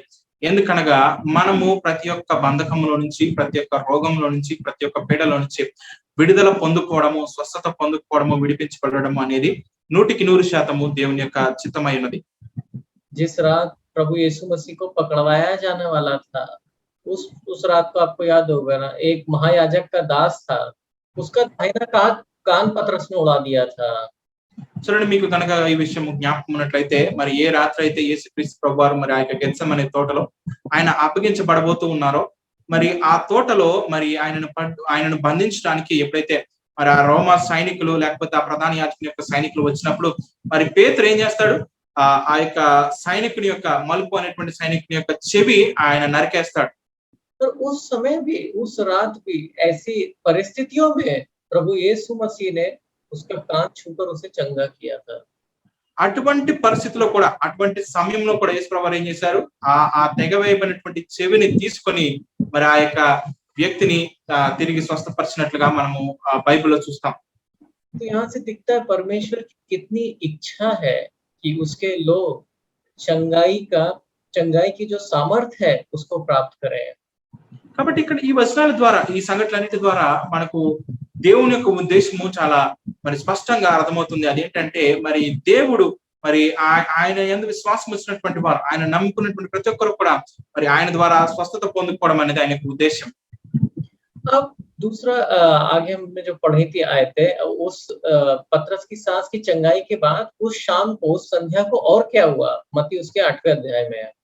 చూడండి మరి తర్వాత ఏం జరిగిందో మనం చూద్దాం. మత్తయి సువార్త 8వ అధ్యాయంలో మరి ఆయన పేతురు అతను స్వస్థపరిచిన తర్వాత ఏం జరిగింది అక్కడ అనే విషయాన్ని మనం చదువుకుందాం. तो जब प्रभु यीशु मसीह पीटर और अंद्रेस के घर पे थे, लोगों को पता चला, तो गांव के जितने भी पीड़ित लोग थे, या तो किसी बुरी आत्मा से पीड़ित थे या रोगी थे, और कई प्रकार के रोग ये बुरी आत्माओं से होते, उन सब को शाम को पतरस के घर के सामने ले आए। చూడండి 16वीं आयत। మత్తయి సువార్త 8వ అధ్యాయం 16వ వచనం 17వ వచనం. సాయంకాలం అయినప్పుడు జనులు దయ్యములు పట్టిన అనేకులను ఆయన ఎదుటికి తీసుకుని వచ్చి ఆయన మాట వలన దయ్యములను వెళ్ళగొట్టి రోగులను ఎలా స్వస్థపరిచెను. और देखिए क्या हुआ, 16वीं आयत में लिखा है कि सबको प्रभु यीशु मसीह ने अपने वचन से, जैसे उस कोढ़ी को बोला था शुद्ध हो जा, इस ज्वर को बोला था कि छोड़ दे, अपने वचन से सबको मुक्त और सबको स्वस्थ किया। చూడండి ఇక్కడ మనం చూస్తున్నాము మరి ఆయన ఎప్పుడైతే మరి ఆయన దగ్గరకు ఆ రోగులను తీసుకుని వచ్చారో, దయ్యములు పట్టినటువంటి వారు తీసుకుని వచ్చారో, మనం అక్కడ చూస్తాము ఈ 17వ వచనం ప్రారంభంలో ఆయన మాట వలన, ఆయన తన యొక్క మాటను ఉపయోగించి మరి అందరినీ కూడా ఆయన బాగుపరిచారు, రోగులను స్వస్థపరిచారు, దయ్యం చేత పీడించబడుతున్నటువంటి వారికి ఆయన విడుదలను ప్రతి ఒక్కరిని కూడా ఆయన బాగు చేశారు ఆ సందర్భంలో తన మాట వలన. कोई भी ऐसा रोग नहीं था, या कोई भी ऐसा रोगी नहीं था उस संध्या को जो वहां आया जो चंगा नहीं हुआ। कोई भी ऐसा जना नहीं था जो किसी भी बुरी आत्मा से पीड़ित था जो बिना छुटकारे के गया। కాబట్టి ఆ దినము, ఆ సాయంకాలము మరి అక్కడికి వచ్చినటువంటి ప్రతి ఒక్కరిని కూడా ఎటువంటి వ్యక్తి కూడా మరి అక్కడ ఉన్నటువంటి ఏ రోగము కూడా ఆయన చేత స్వస్థత పొందుకోలేదు. ఏ రోగి కూడా మరి ఆయన చేత స్వస్థత పొందుకోనటువంటి రోగి ఎవరు లేరు. మరి ఆయన చేత మరి విడిపించబడినటువంటి మరి దురాత్మల చేత మరి విడిపించబడినటువంటి వ్యక్తి ఒక్కరు కూడా లేదు. ప్రతి ఒక్కరు విడిపించబడ్డారు, ప్రతి ఒక్కరు స్వస్థపరచబడ్డారు. कहीं भी ऐसा नहीं लिखा है पवित्र शास्त्र में कि कोई भी रोग हमारे लिए आशीष का कारण है, ऐसा कहीं नहीं है। पुराने नियम में आप देखिए, कभी भी रोग लोगों के ऊपर आया तो वो एक श्राप के, एक आशीष के कारण नहीं आया है। చూడండి మరి బైబిల్లో మనం చూస్తాం ఎక్కడ కూడా మరి రోగము అనేది మనకు ఆశీర్వాదాన్ని తీసుకుని రావడానికి మన దగ్గరికి రాదు. పాత నిబంధనలో అయినా కొత్త నిబంధనలు అయినా సరే మరి ఎక్కడ కూడా మరి రోగం అనేది ఒక శాపం వల్లే మన మీదకి వస్తుంది, కానీ అది మనకు ఆశీర్వాదంగా మారడానికి మన మీదకి రాదు ఆ రోగం అనేది. और देखिए 17वीं आयत में क्या लिखा है, 17वीं आयत में मती बोलते हैं कि वो संध्या को जो भी कुछ हुआ वो एक तरीके से दिखा रहा था कि जो यशाया ने भविष्यवाणी करी थी वो अब सच हो रही है, वो पूर्ति हो रही है उस भविष्यवाणी की। 17वीं आयत में लिखा है। కాబట్టి 17వ వచనంలో మనం చూస్తాము మత్తయి మరి యెషయా ప్రవక్త ఏదైతే మరి ప్రవచనాన్ని పలికాడో ఆ ప్రవచనము యేసుక్రీస్తు ప్రభువారి యొక్క నెరవేర్పే, ఆయనలోనే అది నెరవేరుతుంది అనే విషయాన్ని మరి ఆ 17వ వచనంలో మరి ఆ యెషయా ప్రవక్త యొక్క ప్రవచనాన్ని మనకి ఎత్తి చూపిస్తున్నాడు. वो भविष्यवाणी क्या थी? वो भविष्यवाणी ये है कि वो स्वयं ही हमारी दुर्बलताओं को अपने ऊपर ले लिया, उसने हमारे रोगों को उठा लिया। ఆ యొక్క ప్రవచనము ఏంటనేది మనం చూస్తాం. అందువలన ఆయనే మన బలహీనతలను వహించుకొని మన రోగములను భరించని యెషయా ప్రవక్త అయిన యెషయా ద్వారా చెప్పబడినది నెరవేరెను. और ये कहाँ पे यशाया ने बोला? यशाया ने 53 अध्याय में बोला है, 53 में, जहां पे यशाया ने पूरा वर्णन किया है किस प्रकार प्रभु यीशु मसीह हमारे पापों के लिए उद्धार का कारण बनेगा। మరి ఇది ఎక్కడ రాయబడింది యెషయా గ్రంథంలో అని మనం చూసినట్లయితే యెషయా గ్రంథము 53వ అధ్యాయంలో మరి యేసుక్రీస్తు ప్రభువారు ఎటువంటి మరణాన్ని ఆయన పొందుకోబోతున్నారు అనేటువంటి వర్ణనను యెషయా మరి ప్రస్తావిస్తూ ప్రవచిస్తూ ఆ యొక్క ప్రవచనంలో ఈ యొక్క మాటను ఆయన ప్రస్తావిస్తాడు. एक बार वहां वापस जाते हैं, यशायाह 53 अध्याय उसका 4 और 5 पढ़ते हैं, जहां पर यशायाह ने भविष्यवाणी दी थी। యెషయా గ్రంథము 53వ అధ్యాయము 4-5 వచనాల్లో యెషయా ప్రవచించినటువంటి ఆ యొక్క ప్రవచన వాక్యాలను మనం చదువుకుందాం. चौथी आयत में निश्चय ही उसने हमारे रोगों को सह लिया और हम हमारे ही दुखों को उठा लिया, तो भी हम उसे परमेश्वर का मारा कुटा और दुर्दशा में पड़ा हुआ समझते हैं, परंतु वह हमारे ही अपराधों के लिए घायल किया गया, वह हमारे अधर्म के कामों के हेतु कुचला गया, हमारी ही शांति के लिए उस पर ताड़ना पड़ी, क्योंकि उसके कोड़े खाने से हम चंगे हो जाएंगे। 4-5 వచనాలు యెషయా గ్రంథం 53వ అధ్యాయం 4-5 వచనాలు. నిశ్చయముగా అతడు మన రోగములను భరించెను, మన వ్యసనములను వహించెను. ఆయనను మొత్తబడిన వానిగాను, దేవుని వలన బాధించబడిన వానిగాను, మనం అతనిని బాధింపబడిన వానిగాను, శ్రమ నొందిన వానిగాను మనం అతన్ని ఎంచితిమి. మన అతిక్రమ క్రియలను బట్టి అతడు గాయపరచబడిను, మన దోషములను బట్టి నలగొట్టబడిను, మన సమాధానార్థమైన శిక్ష అతని మీద పడిను, అతడు పొందిన దెబ్బల చేత మనకు స్వస్థత కలుగుచున్నది. यहाँ से पढ़ के पता चलता है कि जैसे प्रभु यीशु मसीह ने हमारे पापों को अपने ऊपर उठाया, उसका उद्धार दिया, उन हमारे अपराधों के कारण वो घायल हुआ, वैसे ही जब प्रभु यीशु मसीह ने कोड़े खाए थे तो वो हमारी चंगाई के लिए थे।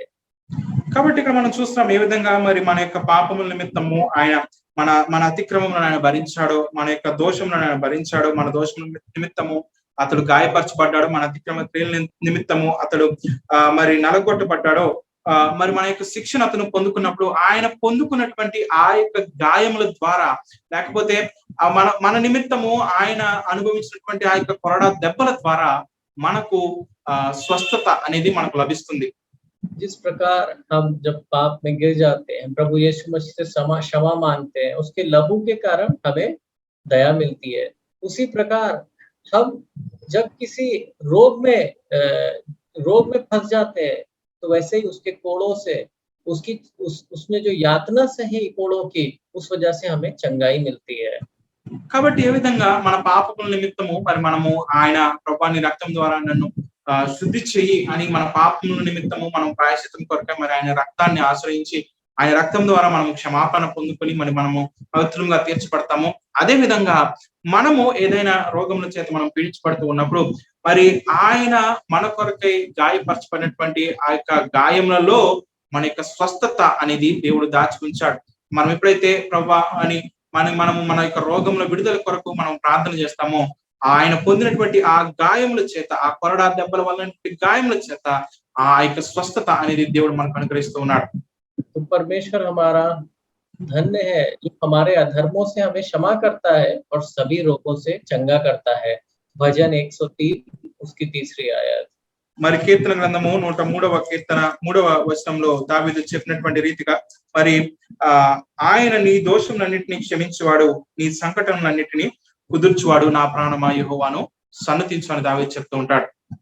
और प्रभु यीशु मसीह ने ये बोला खुद ही अपने जीवन में कि उनको अधिकार है हर पाप से क्षमा करने का और हर रोग से चंगा करने का। అంత మాత్రమే కాదు కానీ యేసు ప్రభువారు తన యొక్క జీవితంలో ఆయన తానే స్వయంగా ఈ మాటను చెప్పారు. అదేంటంటే ప్రతి పాపమును క్షమించడానికి ఆయనకు అధికారం ఉంది, ప్రతి రోగం నుంచి విడుదల కలుగజేయడానికి ఆయనకు అధికారం ఉందని చెప్పారు ఆయన. तो एक बार आप देखिए मरकुस उसके 2रे अध्याय में, जहां पर एक जना था जिसको लकवा मारा हुआ था, जब उसको चंगा किया था सबके सामने, तो क्या बोला था मरकुस के 2रे अध्याय में? చూడండి ఈ యొక్క సంఘటన, ఈ యొక్క మాటను మనం చూద్దాం ఒకసారి. మార్కు సువార్త 2వ అధ్యాయంలో మరి పక్షవాతము కలిగినటువంటి వ్యక్తిని అతని దగ్గరికి యేసు ప్రభువు దగ్గరికి తీసుకొని వచ్చినప్పుడు యేసు ప్రభువు చెప్పినటువంటి మాట ఈ విధంగా ఉంటుంది. 2रा अध्याय की 10वीं आयत। किंतु मैं तुम्हें प्रमाणित करूंगा कि इस पृथ्वी पर मनुष्य के पुत्र को ये अधिकार है कि वह पापों को क्षमा करे। फिर यीशु मसीह ने उस लकवे से मारे हुए से कहा, मैं तुझसे कहता हूँ, खड़ा हो जा, अपना बिस्तर उठा और घर जा। 2వ అధ్యాయము మార్కు సువార్త 10వ వచనం. అయితే పాపములను క్షమించుటకు భూమి మీద మనుష్య కుమారునికి అధికారం కలదని మీరు తెలుసుకొనవలెనని వారితో చెప్పి పక్షవాయువు గలవాని చూచి నీవు లేచి నీ పరుపెత్తుకుని ఇంటికి పొమ్మని నీతో చెప్పుచున్నాను నేను. और जब पतरस ने प्रभु यीशु मसीह के जीवन के बारे में लिखा था प्रेरितों के काम उसके 10वें अध्याय में, तो देखिए किस तरीके से प्रभु की जीवन का सारांश दिया। प्रेरितों के काम उसका 10वां अध्याय और 38वीं आयत। చూడండి, మరి పేతురు కూడా ఆయన సువార్త ప్రకటిస్తూ ఉన్నప్పుడు అపోస్తల కార్యం గ్రంథము 10వ అధ్యాయం 38వ వచనంలో యేసు ప్రభువారు గురించి పేతురు పలుకుతున్నటువంటి మాటలు ఈ విధంగా ఉంటాయి.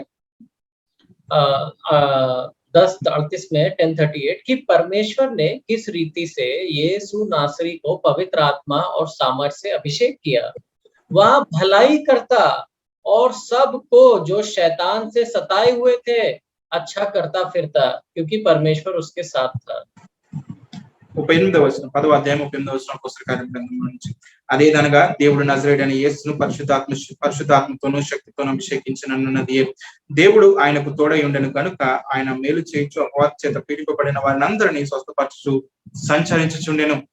देखिए किस प्रकार से जो रोगी था उसको क्या लिखा है, जो लोग शैतान से सताए हुए थे, रोग एक प्रकार का सताना है, और प्रभु यीशु मसीह भलाई करने आया और हमें चंगाई देने आया। కాబట్టి ఇక్కడ మనం చూస్తాము పేతురు చెప్తున్నాడు అపవాది చేత పీడించబడుతున్నటువంటి వారందరినీ కూడా ఆయన స్వస్థపరచుచు సంచరించుచుండెననేటువంటి మాట మనం చూస్తాం. కాబట్టి రోగము అనేది మనలను పట్టి పీడిస్తుంది, అది వేదనకు గురి చేస్తుంది. కాబట్టి అటువంటి పీడలో నుంచి, అటువంటి వేదనలో నుంచి మనకు స్వస్థతను అనుగ్రహించడానికి యేసు ప్రభువారు ఈ లోకానికి ఆయన వచ్చినటువంటి దేవుడిగా ఉన్నారు. तो ज्वर जब आए तो क्या करना है? इस अध्याय ज्वर को बोलना है कि प्रभु यीशु मसीह के नाम में मेरे देह को, मेरे शरीर को छोड़ दो, क्योंकि प्रभु यीशु मसीह के नाम में चंगाई हमारी है। కాబట్టి ఒకవేళ మన శరీరానికి కనుక మనం జ్వరం వచ్చినట్లయితే మనం జ్వరంతో చెప్పాలి, ప్రభువైన యేసుక్రీస్తు వారి నామంలో ఓ జ్వరమా నా దేహాన్ని, నా శరీరాన్ని నువ్వు విడిచి వెళ్ళిపో, ఎందుకంటే యేసు ప్రభువారి యొక్క నామములో నాకు స్వస్థత ఉంది అని మనము దానితో మాట్లాడాలి. आज हम इतना देखेंगे और अगले सप्ताह और चंगाई के बारे में पढ़ेंगे दूसरे उदाहरणों से। కాబట్టి నేటి ధ్యానము మనం ఇక్కడితోనే ముగించుకుందాం. మరి వచ్చే వారము 8వ అధ్యాయం నుంచి మరింతగా స్వస్థత గురించి మనం ధ్యానం చేసుకుందాం. हमारे स्वर्गीय पिता, हम आपका धन्यवाद देते हैं, आपने हमारी सारी प्रकार की जरूरतों को अपने पुत्र यीशु मसीह के नाम में पूरा किया है। प्रभु यीशु मसीह हमारा उद्धार करता है, हमारा चंगाई देने वाला है, हमें हर बंधुआई से छुटकारा देने वाला है, और हम आपका धन्यवाद देते हैं पिता। और प्रभु यीशु मसीह आपका धन्यवाद देते हैं जो आपने यातनाएं अपनी देह में हमारे लिए सही, अपना लहू जो बहाया हमारे जीवन के लिए, जिस प्रकार से पतरस की सांस आपकी सेवा में जुट गई, हमें ऐसा सामर्थ्य दे कि हमारा जीवन भी आपकी सेवा करे। हर प्रकार की अच्छाई जो आप हमारे जीवन में दे वो आपके राज्य के लिए इस्तेमाल हो। ये प्रार्थना आपके बेटे यीशु मसीह के नाम मांगते हैं, आमीन। हमारे परमेश्वर पिता का प्रेम, प्रभु यीशु मसीह का अनुग्रह और पवित्र आत्मा की सहभागिता हम सबके साथ बनी रहे, आमीन।